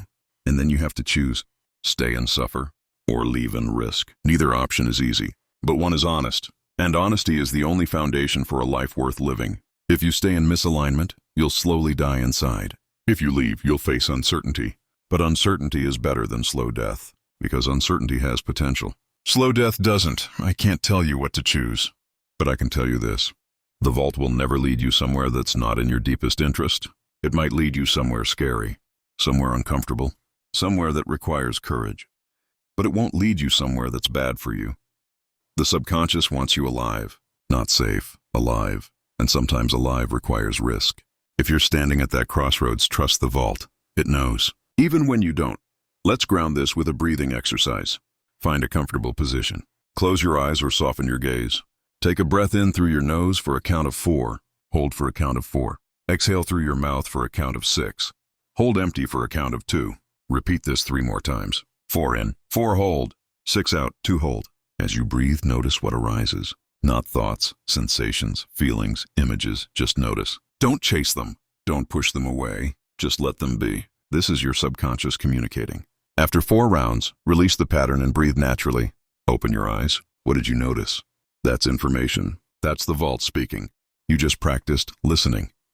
Now let's talk about the final piece. Sustainability. How do you keep this going when life gets hard? When you're stressed or sick or grieving or overwhelmed?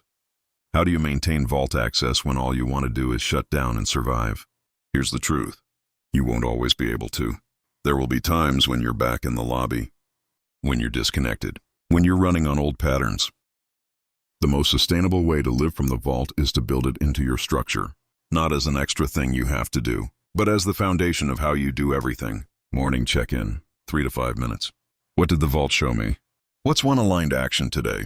Evening review, 3 minutes. What aligned with the vault? What betrayed it? Why, that's it. 10 minutes a day max. But those 10 minutes keep the bridge active. They keep you in relationship with your subconscious. They keep the vault accessible. Everything else is bonus. Therapy, retreats, deep work. All valuable. But the daily practice is the anchor. Miss a day, it's fine. Miss a week, notice and return. Miss a month, you're probably back in the lobby. But even then, you know the way home.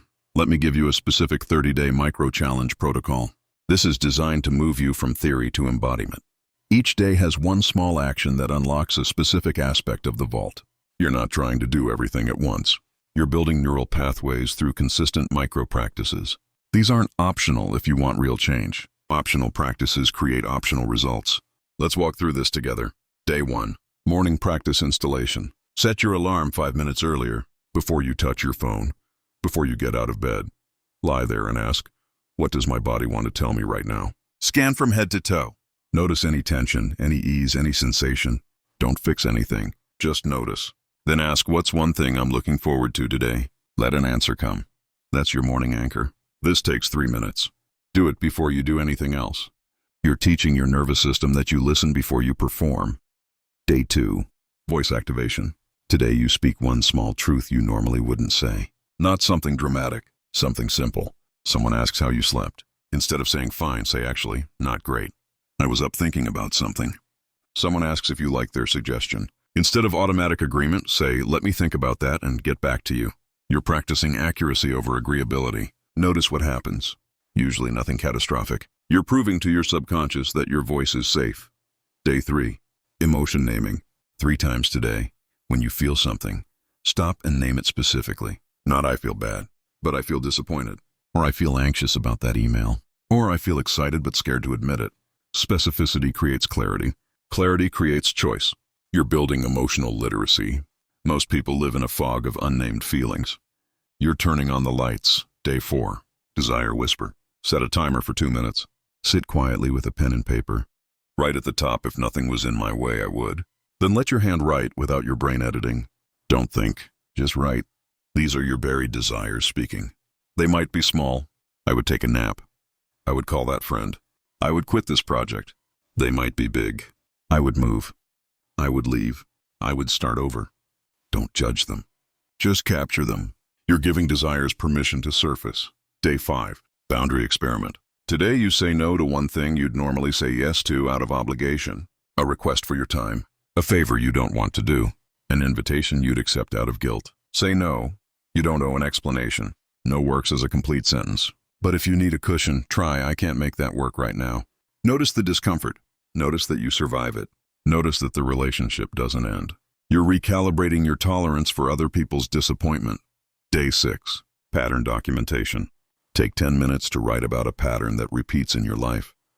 The same argument, the same money problem, the same feeling of being overlooked. Describe it factually. When does it happen? Who's involved? What's the feeling underneath? Don't analyze yet. Just document. You're externalizing what's been internal.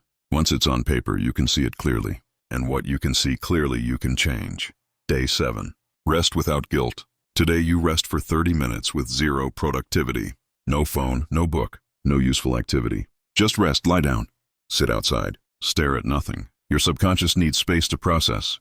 Your nervous system needs space to reset. Rest isn't laziness. It's integration time. If guilt arises, notice it. Don't fight it. Just notice.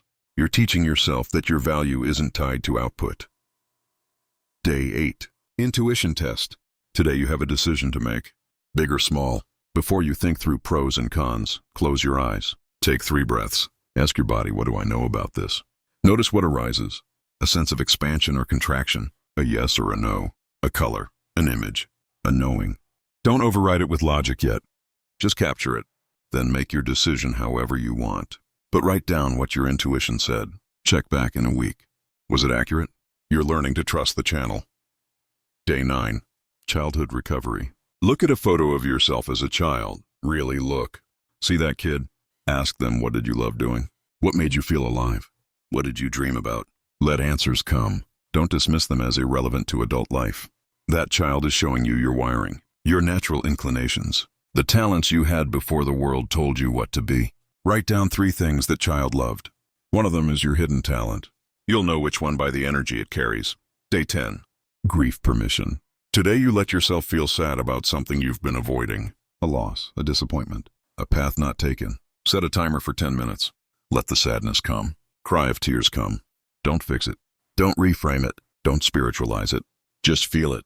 When the timer goes off, take a breath. Wash your face. Move your body. The sadness doesn't need to last all day, but it needed those 10 minutes. You're completing an interrupted cycle. Day 11. Identity statement. Write this sentence 10 times, filling in the blank with different completions. I am someone who... Don't think. Let your hand write. You're excavating your subconscious identity. Some will be true. I am someone who cares deeply. Some will be old programming. I am someone who has to work twice as hard. Some will be aspirational. I am someone who trusts myself. Circle the ones that feel most alive. Those are your new identity anchors. Day 12. Spatial awareness. Today you notice how different environments affect you. Pay attention. When you walk into your home, what do you feel? When you're at work, what's the energy? When you're with certain people, do you expand or contract? Don't change anything yet. Just gather data. You're building spatial intelligence. By the end of the day, you'll know which spaces support you and which drain you. That information is gold. Day 13. Anger expression. Find a private space. Set a timer for 5 minutes. Let yourself feel angry. Not at anyone specific necessarily, just angry. Let it move. You might want to hit a pillow. You might want to yell into a pillow. You might want to write angry words on paper and rip it up. Let the energy move through you. Anger isn't bad. It's information. It says a boundary was crossed. You're teaching your body that anger is safe to feel and release. Day 14. Reflection checkpoint. You're 2 weeks in. Take 20 minutes to review. What's shifted? What patterns have you noticed? What's been hard? What's been surprising? Write freely. Don't perform. Don't make it sound good. Just be honest. You're documenting your journey. These notes will be valuable later when you forget how far you've come. You're also checking in with yourself. Am I doing this work or am I thinking about doing this work? Honest answer. Adjust accordingly. Day 15. Relationship depth. Choose one person you trust. Tell them something real, something you normally wouldn't share. I've been feeling lost lately, or I'm working on being more honest, or I realized I've been performing in our friendship and I want to stop. See how they respond. If they move closer, you found a safe person. If they pull back, you've learned something valuable. You're lowering the walls one brick at a time. Day 16. Time audit. Track how you spend your time today. Every hour. Write it down. At the end of the day, look at the list. How much time did you spend on anxiety? On rumination? On activities you don't care about? On obligations that aren't yours? How much time did you spend on things that matter? The numbers will shock you. You can't reclaim time until you see where it's going. Day 17. Desire action. Look at the list you made on day 4. Pick the smallest desire, the one that feels most doable. Do a micro version of it today. If you wrote, I would paint, buy a small canvas or a sketch pad. If you wrote, I would travel, research one destination for 10 minutes.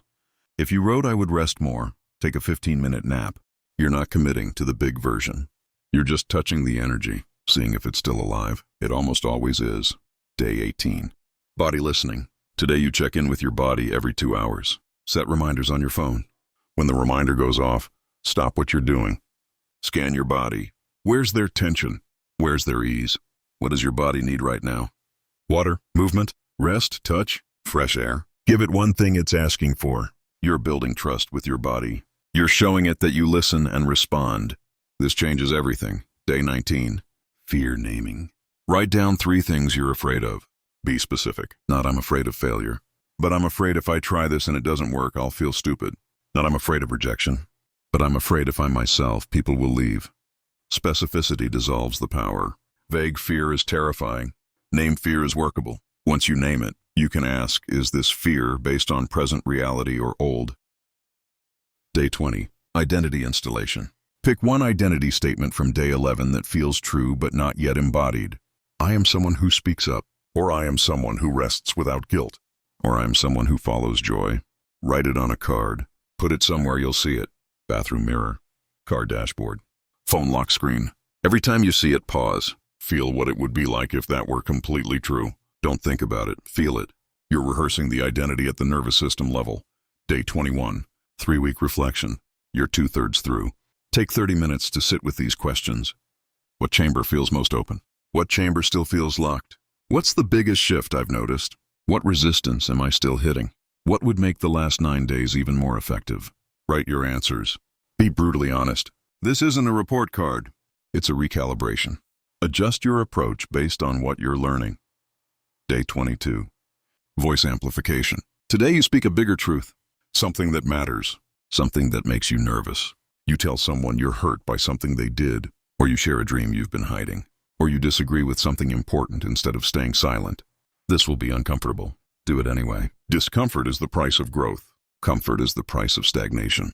You're choosing growth. Day 23. Emotion completion. Think of a past event that still carries a charge. Something you thought you were over, but you're not. Ask yourself what emotion didn't get expressed. Sadness, anger, fear, shame. Set a timer for 10 minutes. Create a safe container. Light a candle. Put on music. Hold a pillow. Whatever helps. Then let that emotion move. Cry, yell, shake, write, move your body. Let it complete. When the timer goes off, thank yourself. You just freed energy that's been stuck for years. Day 24. Pattern interruption. Today, when you notice an old pattern starting, you consciously choose differently. The urge to people please arises. Instead of saying yes, you pause. The urge to check your phone arises. Instead of grabbing it, you breathe. The urge to numb out arises. Instead of scrolling, you feel. You're building new neural pathways. The old pathway is a highway. The new pathway is a dirt trail. But every time you take the new pathway, it gets a little more established. Eventually, it becomes the new highway. Day 25. Spatial choice. Based on your day 12 data, you make one choice to spend less time in a draining space or more time in a nourishing space. You leave the coffee shop that makes you anxious and find a new one. You decline an invitation to a house that feels heavy. You spend an extra hour in the park that makes you feel alive. You're honoring your spatial intelligence. You're treating your environment as information instead of ignoring it. Day 26. Talent activation. Based on your day 9 discovery, you spend 30 minutes using your hidden talent. Not performing it, not making it good, just using it. If your talent is seeing patterns, you map something complex just for fun. If your talent is creating beauty, you arrange something or draw something with no pressure. If your talent is connecting people, you introduce 2 people who should meet. You're reactivating what's been dormant. The vault recognizes this and opens wider. Day 27. Relationship clearing. There's someone you need to have a hard conversation with. Today's the day. You don't have to have the whole conversation, but you initiate it. You send the text. You make the call. You say we need to talk about something. You're not avoiding anymore. Avoidance keeps you stuck. Clearing creates space. Even if the conversation is hard, the clearing is worth it. You'll feel lighter on the other side. Day 28. Intuition follow. Remember day 8 when you tested your intuition? Today you follow it without hesitation. You get a gut feeling to reach out to someone. You do it. You get a feeling to take a different route home. You take it. You get a knowing about a decision. You trust it. No second guessing. No rationalizing. Just trusting. You're proving to your subconscious that you listen. When you listen, it speaks more clearly. Day 29. Integration day. Today is low-key. No new practices. You're just letting the last 28 days settle. Your subconscious needs integration time. Do something gentle, walk, journal, sit quietly. Let insight surface naturally. Don't force anything. The vault is reorganizing based on the last month of work. Give it space to do that. Integration is as important as activation. Day 30. Completion and commitment. You made it. 30 days. Take an hour to reflect on the full journey. Look back at your day 1 notes. Who was that person? How are you different now? What chambers are open that weren't? What's still locked but visible? What's your biggest win? What's your biggest challenge? Now decide. Do I keep going? If yes, what's my commitment for the next 30 days? Write it down. Make it specific. Tell someone, you're not done. You're just at a new beginning. But now you're beginning from experience instead of hope. That's everything. Now let's talk about relapse proofing. Because you will relapse. Not permanently, but temporarily. You'll have a week where you stop doing the practices. You'll have a month where stress takes over and you're back in old patterns. You'll have a moment where you think none of this matters and you're stupid for trying. This is normal. This is expected. This is not failure. Failure is staying in the lobby forever.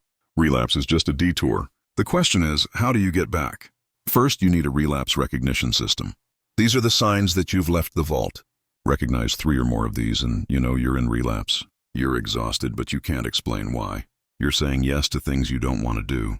You're not feeling your emotions. You're managing them. Your voice is performing instead of speaking truth. You're spending more time on your phone than usual. You're avoiding someone you need to talk to. You're not doing your morning check-in. You're not sleeping well. You're eating in a way that doesn't feel good. You're surrounded by people but feel lonely. Write these down. Add your own. Make a personalized list. When you notice 3 signs, that's your alarm. Time to return. Second, you need a rapid return protocol. This is what you do when you realize you're in relapse. Don't shame yourself. Shame keeps you stuck. Just notice, I'm in relapse. Then ask what happened. What pulled me out? Usually it's one of 3 things. A stressor you didn't process, a boundary you didn't set, a truth you didn't speak. Identify which one. Then do one thing to address it. If it's a stressor, spend 10 minutes feeling the emotions around it. If it's a boundary, set it now even if it's late.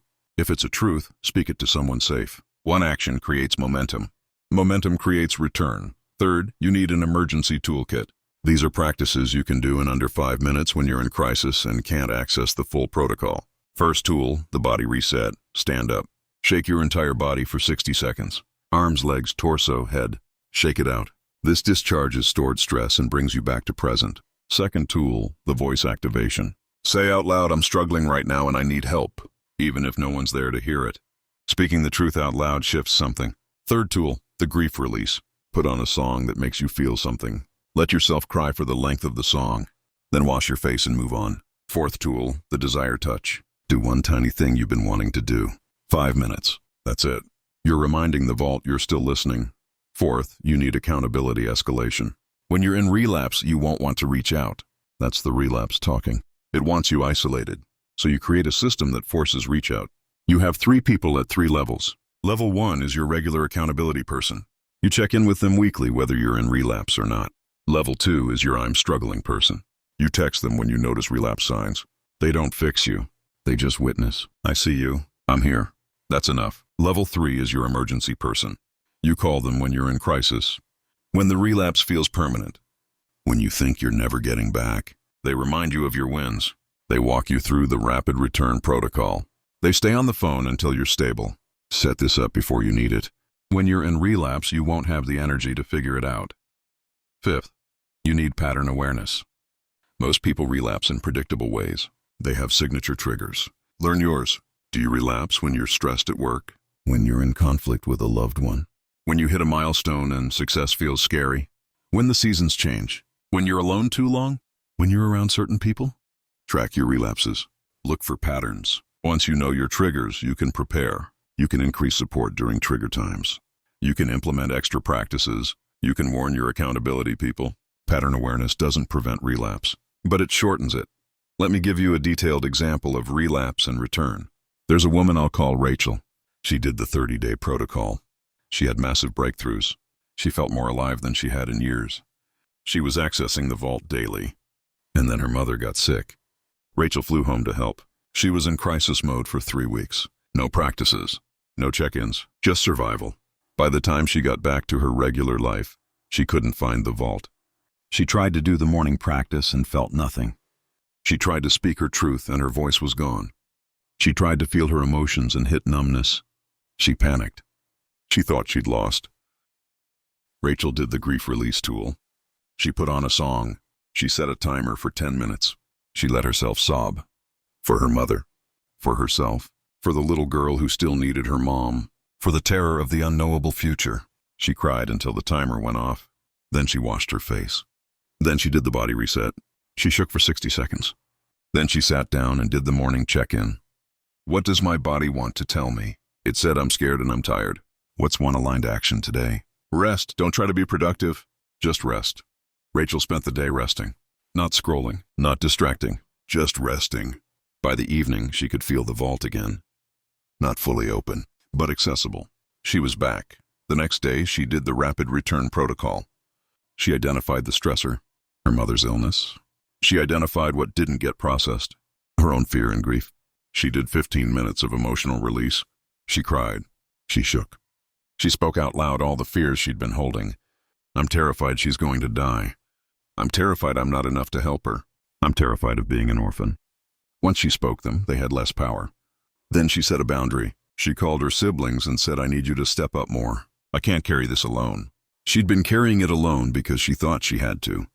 Setting the boundary created space. Then she spoke a truth. She called a friend and said, "I'm not okay. I've been pretending I am, but I'm not." The friend listened. Didn't fix, just listened. By the end of the second day, Rachel was back in the vault. Not at the same depth as before the crisis, but connected. She could access her practices. She could hear her subconscious. She could feel her emotions. The relapse lasted 4 days total. Without the tools, it would have lasted months or become permanent. That's the power of relapse proofing. You don't prevent the detour. You shorten it. You know the signs. You have the tools. You reach out. You return. And each time you return, you get faster. The first relapse might take weeks to recover from. The 5th relapse might take days. The 10th might take hours. You're building return muscle. And return muscle is more important than never falling muscle. Because you will fall. Everyone does. The question is, can you get back up? Now let's go deeper into advanced vault practices. Once you've done the 30 days and you've handled a relapse or two, you're ready for more sophisticated work. These practices aren't for beginners.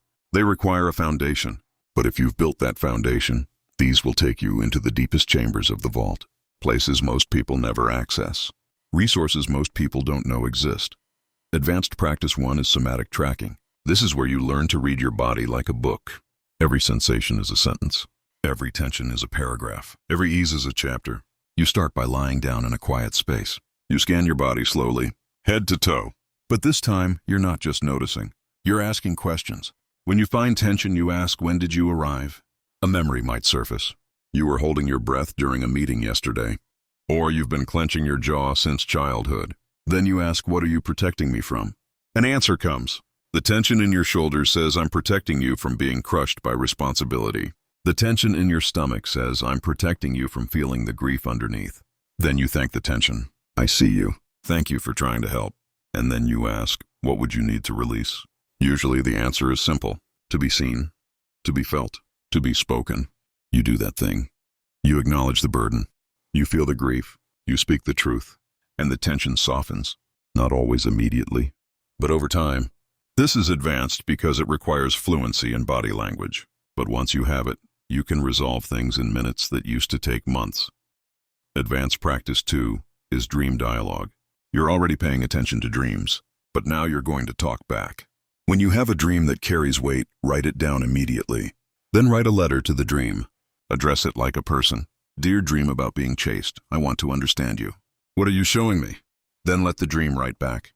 Don't think. Just let your hand move. The dream might say, "I'm showing you that you're running from a conversation you need to have." Or, "I'm showing you that you feel hunted by expectations." Then you respond, "What should I do about that?" The dream answers, "Have the conversation." Or set a boundary with the people whose expectations are hunting you. This sounds strange, but your subconscious speaks through dreams.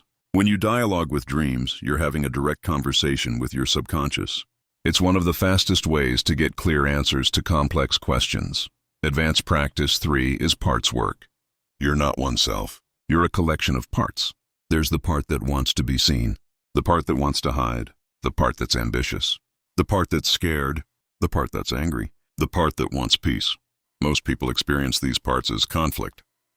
I want to go to the party, but I also want to stay home. What's wrong with me? Nothing. You just have two parts with different needs. In parts work, you identify the parts, name them, and let them speak. You sit quietly and ask, "Who's here right now?" A part might say, "I'm the achiever. I'm the one who thinks we have to be productive or we're worthless." You acknowledge it. "I see you." Then you ask, "Is there another part?" "Yes, I'm the one who's exhausted and wants to rest." You acknowledge that part too. Then you facilitate a dialogue. "Achiever, what are you afraid will happen if we rest?" "We'll fall behind and fail." "Rester, what are you afraid will happen if we keep pushing?" "We'll burn out and break." Then you, the conscious self, thank both parts and make a decision that honors both. "We'll work hard for 3 hours and then rest fully for 1. Both parts relax. Conflict dissolves. This practice creates internal alignment. When your parts are at war, the vault stays locked. When your parts are in dialogue, the vault opens wide. Advanced Practice 4 is timeline work. Your subconscious doesn't experience time the way your conscious mind does. To your subconscious, past, present, and future exist simultaneously. That's why old wounds affect you now. That's why future fears paralyze you today. In timeline work, you consciously access different points in time and make repairs. You close your eyes and imagine your life as a timeline. Past to your left, present at center, future to your right. You float above it. You ask your subconscious to show you the moment when a limiting belief was installed. A scene appears. You're 7 years old. Your father said you're too sensitive. You believed him. That belief is still running now. You float down into that scene, but you don't go as the 7-year-old. You go as your current adult self. You walk up to that child. You say he's wrong. You're not too sensitive. You feel deeply, and that's a gift. I'm from your future, and I'm here to tell you that sensitivity becomes your superpower. The child hears you. Something shifts. You float back up to the timeline. You move to the present. The belief has less charge. It's not gone, but it's loosened. You've disrupted the pattern at the source. This practice is powerful. Use it carefully. But when used well, it can resolve decades-old blocks in single sessions. Advanced Practice 5 is energy tracking. This is where you learn to feel the invisible currents that move through your life. You start noticing subtle energy. When you think about a project, does your energy rise or fall? When you're around a person, does your field expand or contract? When you consider a decision, does your energy move forward or pull back? This isn't mystical. It's information. Your subconscious knows things your conscious mind doesn't. It picks up on patterns, micro-expressions, subtle cues. It communicates through energy. If you learn to track it, you make better decisions. You know which opportunities to pursue and which to decline. You know who to trust and who to be cautious with. You know when to act and when to wait. Energy tracking requires practice. You have to get quiet enough to feel, but once you can feel it, you have access to a guidance system that's more reliable than logic. Let me give you a specific 7-day advanced intensive. This is for when you want to go deep fast. Maybe you're at a crossroads. Maybe you're stuck on something big. Maybe you just have a week where you can focus. This isn't for maintenance. This is for breakthrough. Clear your calendar as much as possible. Tell people you're unavailable. This is Vault Immersion. Day 1 of the intensive is excavation. You spend the day writing, not journaling, excavating. You write about every major pattern in your life. Relationships, money, work, health, creativity. For each area, you ask what repeats. What's the pattern underneath the surface? You write until you've named at least 3 core patterns. Then you ask, where did each pattern start? You write the origin story.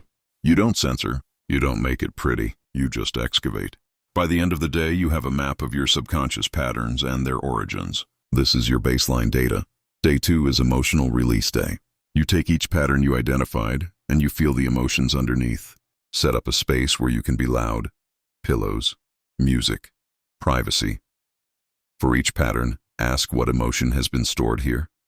Then let it move. If it's grief, cry. If it's rage, yell into a pillow. If it's fear, shake. If it's shame, write it out and burn the paper. Spend at least 30 minutes on each pattern. This is not comfortable. This is not pretty. But this is necessary. You're clearing the vault of stored emotional debris. By the end of the day, you're exhausted. Day 5 is future visioning.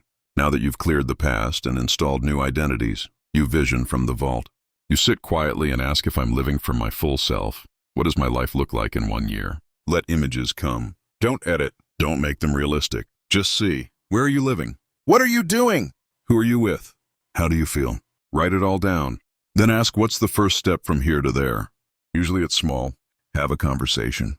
Research something. Make a call. Sign up for something. Write down the first 3 steps.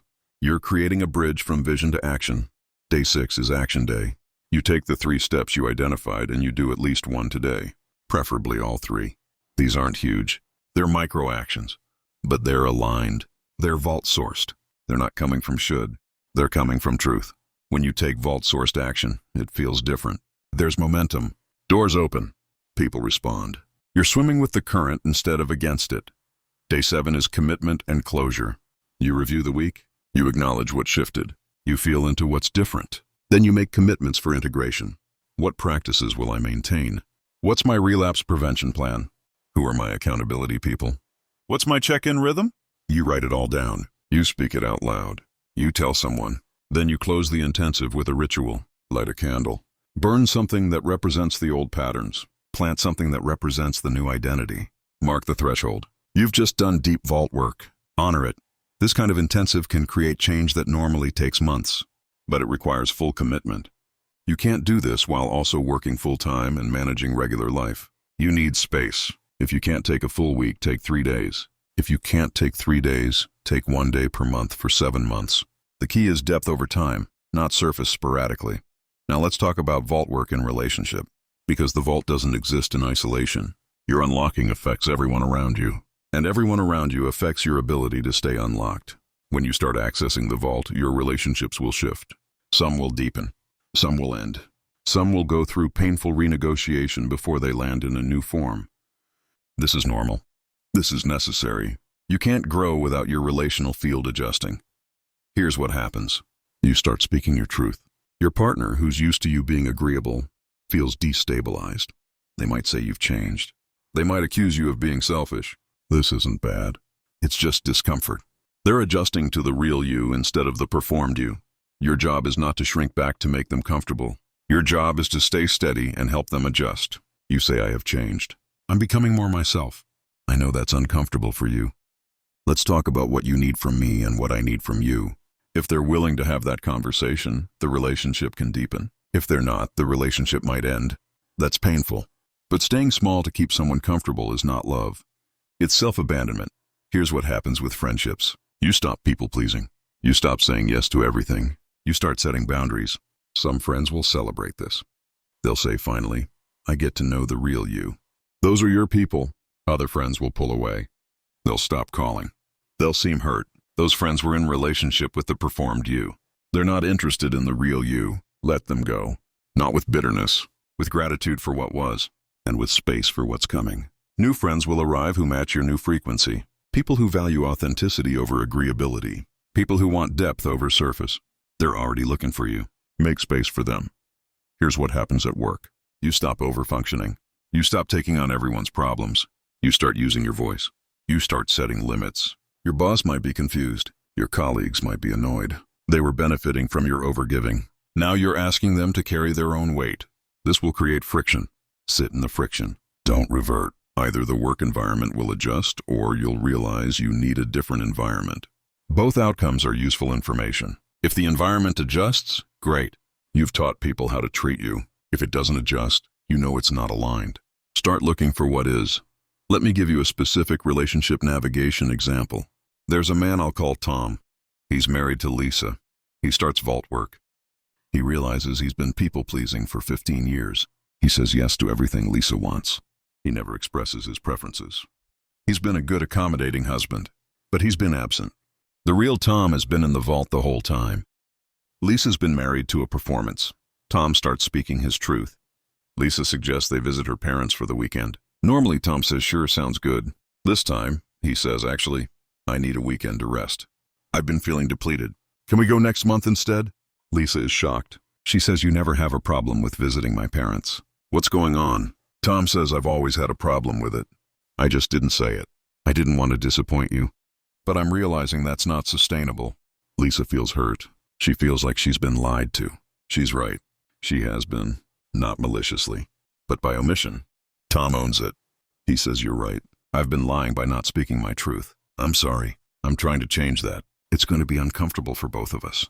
But I think it's necessary if we want a real relationship. Lisa has a choice.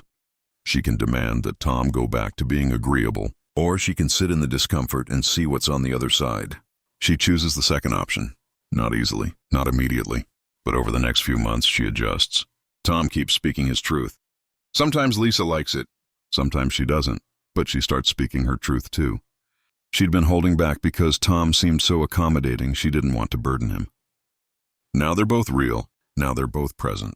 The relationship goes through a painful recalibration. But on the other side, there's intimacy they never had before. Because now they're actually knowing each other instead of performing for each other. That's the pattern. Vault work disrupts relationships. The disruption is not the end. It's the invitation to go deeper. If both people accept the invitation, the relationship transforms. If one person refuses, the relationship ends or stays surface. You can't control which happens. You can only control whether you stay true to your vault or betray it to keep the peace. Choose truth. Even when it's hard, even when people leave, because staying in relationship by abandoning yourself is not worth it. Let me give you 5 relational practices for maintaining vault access in partnership. Practice 1 is truth-telling time. Once a week, you and your partner sit down for 20 minutes. Each person gets 10 minutes to share something true, something they've been holding back, something they're feeling, something they need. No fixing, no defending, just listening. Then you switch. This practice normalizes truth-telling. It makes it expected instead of rare. It creates a container for authenticity.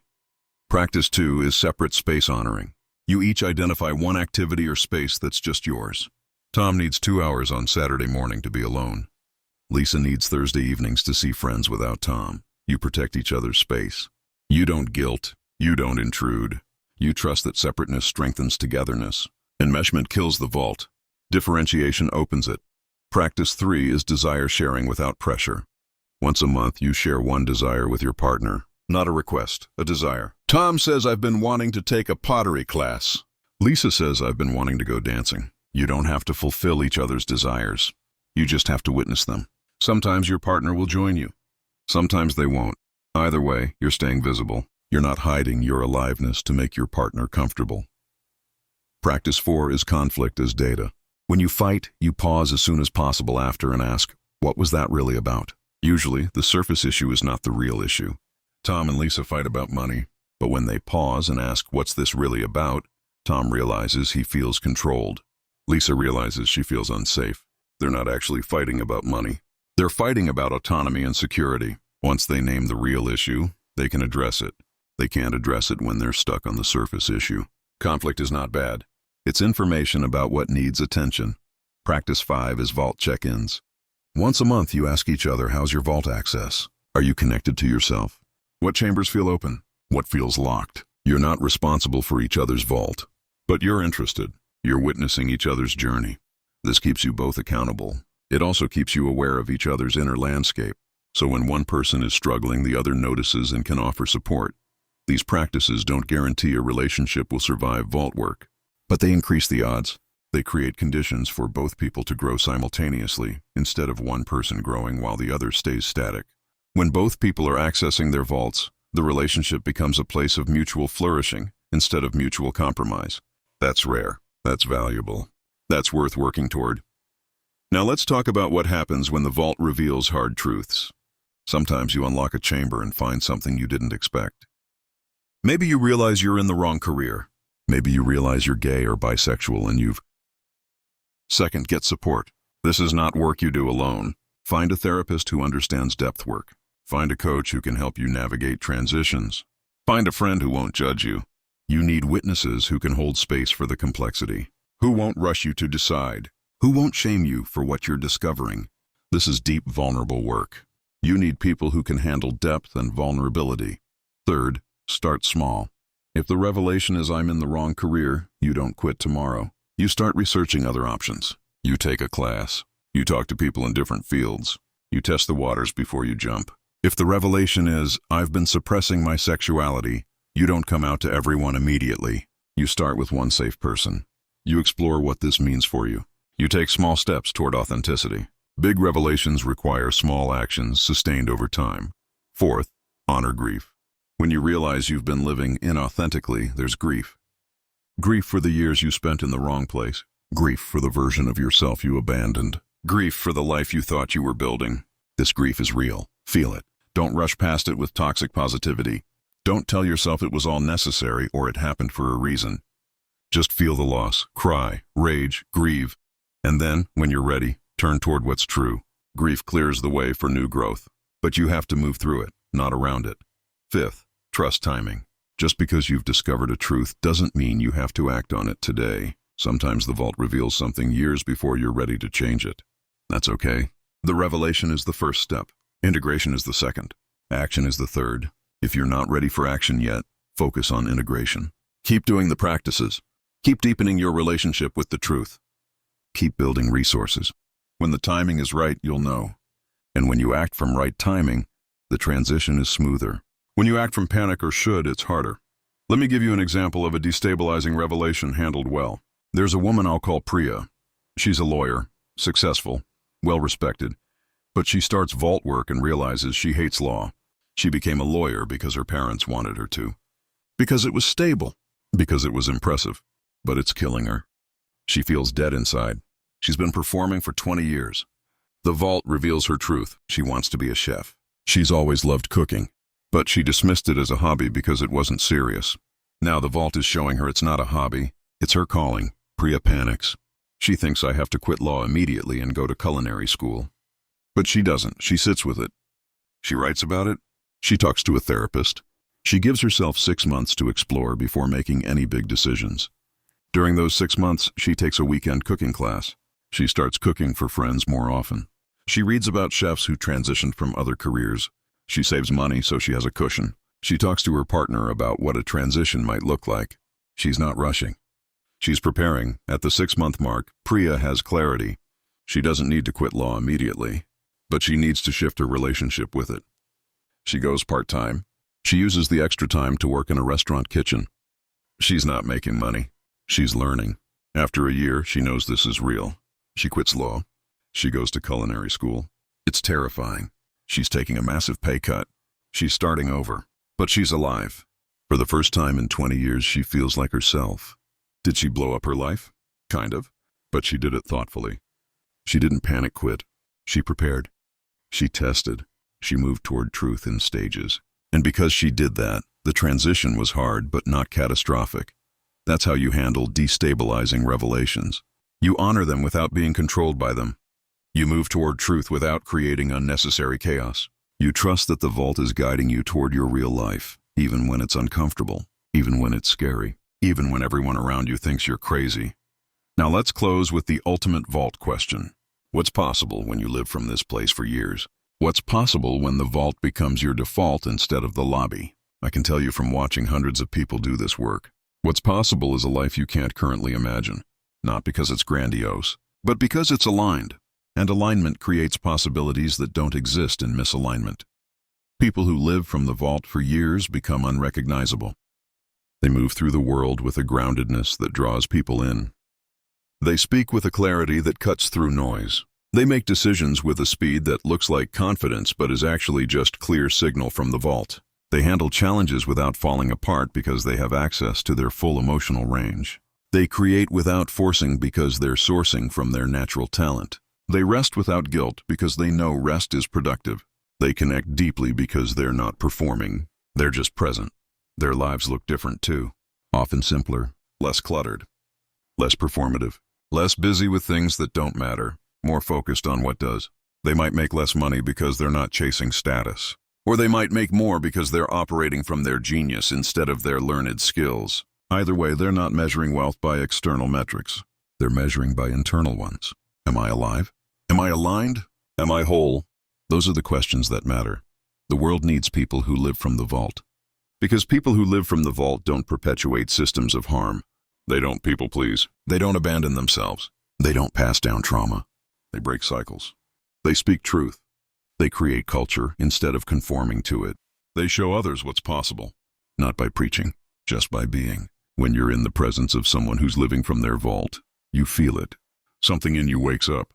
Something in you remembers that you have a vault too. That's the gift. Not just your own liberation, but the permission you give others to find theirs. So here we are. You've read this entire book. You have the combination. You have the tools. You have the practices. You have the examples. You have the warnings about relapse. You have the advanced techniques. You have the relational navigation skills. You have everything you need. The question is, what will you do with it? Will this become another book that inspired you but didn't change you? Or will this become the book that marked the moment you decided to stop living in the lobby? You know the answer already. You've known it since the first chapter. Something in you recognized this truth. Your subconscious has been saying yes, yes, yes this whole time. Your conscious mind has been trying to catch up. Now they're aligned. Now you're ready. The vault is open. Walk in, take everything, use it all, live from it. And then, when you're full, show others the way. Not by teaching, just by being someone who knows their combination. Someone who lives unlocked. Someone who's vault-funded. Be that person. The world needs more of them. Welcome to the rest of your life. The real one. The one you came here to live. It's not going to be perfect. It's going to be true. And truth is better than perfect every single time. The vault is yours. The riches are yours. The life is yours. Go claim it. One more question to consider. What legacy do I want to leave? Not in the grand sense. In the intimate sense. Do I want to be remembered as someone who played it safe? Or someone who lived fully? Do I want to be remembered as someone who performed? Or someone who was real? Do I want to be remembered as someone who had potential? Or someone who actualized it? These aren't rhetorical questions. They're directional questions. They point you toward the vault or away from it. If you want to be remembered as someone who lived fully, you have to access the vault. There's no other way. The lobby doesn't produce a full life. It produces a careful life, a managed life, a half-life. The vault produces aliveness, messiness, authenticity, wholeness. Which do you want? Let's come back to the beginning. Your mind holds a vault worth billions. You've been walking past it daily. Now you're not. You've learned the combination. You've opened the door. You've seen what's inside. You've taken some of the riches out. You've used them. You've felt the difference. The question now is what's next? How wide will you open the door? How much will you take? How fully will you live? These are choices you'll make every day for the rest of your life. And every choice either moves you toward the vault or away from it. There's no neutral. You're either integrating or fragmenting, expanding or contracting, aligning or performing. Which will it be? Here's my invitation. Don't make this another book you read and forget. Don't make this another insight you have and ignore. Make this the moment you decide, I'm done living in the lobby. I'm done pretending I'm less than I am. I'm done performing for people who don't see me. I'm done chasing things I already have. I'm done being at war with myself. I'm accessing the vault. I'm living from wholeness. I'm claiming the riches that are mine. Not someday. Now, make that decision. Say it out loud if you need to. Write it down. Tell someone. Make it real. Because a decision that stays in your head isn't a decision. It's a thought. A decision requires commitment, and commitment requires action. Here's the first action. Identify one chamber you're going to unlock this week. Not all 12. One. Is it hidden talent? Then spend 30 minutes doing something you loved as a child. Is it silenced voice? Then speak one truth you've been... Here's the second action. Tell someone you're doing this work. Not someone who will dismiss it. Someone who will support it. Say, I'm reclaiming parts of myself I've buried. I'm going to be different. I might need your patience. I might need your honesty. I might need your witness. Can you do that? If they say yes, you have an ally. If they say no or they minimize it, that tells you something. Not everyone can handle your growth. That's okay. Find someone who can. You need at least one person who knows you're doing this. Someone who will ask, how's the vault work going? Someone who will call you out when you slip back into old patterns. Someone who celebrates when you break through. This isn't optional. It's essential. Here's the third action. Commit to the daily practice for 30 days. Morning check-in, evening review, non-negotiable, 30 days. That's how long it takes to start seeing real change. Not surface change, identity level change. Mark it on your calendar, set reminders. Do whatever you need to do to make it happen. And when the 30 days are up, assess. What's different? How do I feel? What's shifted? Then decide. Do I keep going? Most people do. Because once you've tasted vault-funded life, the lobby feels unbearable. But the choice is yours. You're not locked in. You're just experimenting. 30 days. See what happens. Now let me tell you what you'll encounter in those 30 days. Resistance. Your old identity will fight. It will tell you this is stupid. This isn't working. You're wasting your time. Nothing's changing. That's normal. That's the security system trying to protect the status quo. Don't believe it. Keep going. You'll also encounter grief. As you unlock chambers, you'll see how long you've been locked out. How many years you spent in the lobby. How much life you missed. That grief is real. Feel it. But don't let it stop you. You can't change the past. You can only change now. You'll also encounter excitement. Real energy. The kind that comes from alignment. Follow that. It's the vault calling you deeper. And you'll encounter fear. What if I change and people don't like me? What if I fail? What if I succeed? All valid. All normal. Feel the fear. Then do the thing anyway. Fear isn't a stop sign. It's a sign you're at the edge of growth. By the end of 30 days, you'll be different. Not completely transformed, but noticeably different. You'll have more energy, more clarity, more presence. You'll have accessed at least one chamber and used what you found there. You'll have proof that this works. Not because I said it, because you experienced it. And experience is the only teacher the subconscious trusts. Once you have that proof, everything gets easier. You're not operating on faith anymore. You're operating on evidence. And evidence builds confidence. And confidence builds momentum. And momentum builds a life. What if you do all this and it doesn't work? What if you turn the dials and the vault doesn't open? That's extremely rare. But if it happens, here's why. You're still trying to do this from the conscious mind. You're thinking about it instead of feeling it. The vault doesn't respond to effort. It responds to presence. So if you're stuck, stop trying. Just be. Sit quietly. Breathe. Let your mind wander. See what arises. The vault will speak when you stop forcing it. Also, check for bypassing. Are you using this work to avoid something? Are you spiritualizing when you need to take practical action? Are you journaling when you need to have a conversation? Are you processing when you need to set a boundary? The vault supports action. It doesn't replace it. Make sure you're not hiding in the inner work. Sometimes the most vault-aligned thing you can do is something very concrete and very uncomfortable in the outer world. One last thing. This work is never done. You don't unlock the vault once and stay unlocked forever. It's a practice, a relationship. Some days you'll be deeply connected. Some days you'll be surface level. That's okay. The goal is not to be perfect. The goal is to be in the process, to keep turning the dials, to keep walking through the door, to keep claiming the riches, to keep transferring them into your life. Over time, it gets easier. The conscious and subconscious start working together instead of against each other. You become integrated. And integration is the closest thing to freedom you'll ever experience in a human body. So here we are, at the end of the book, but not the end of the work. The work is just beginning. You have the combination. You have the keys. You have the map. You know where the vault is and what's inside.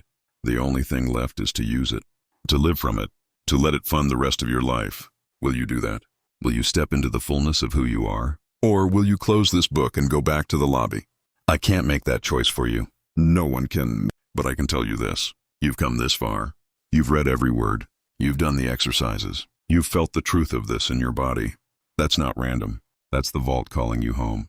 Answer it. Walk through the door. Claim what's yours. And then live, fully, messily, authentically, magnificently, live the vault-funded life. Because you only get one. And you've already spent enough time in the lobby. The vault is open. The riches are waiting. How wealthy are you willing to become? That's the final question. And the answer starts now, right now, with the next choice you make, the next truth you speak, the next feeling you allow, the next desire you honor, the next boundary you set, the next person you let in, the next risk you take. Each one is a withdrawal from the vault. Each one makes you richer, not in money, in aliveness, in presence, in wholeness. In you, so go.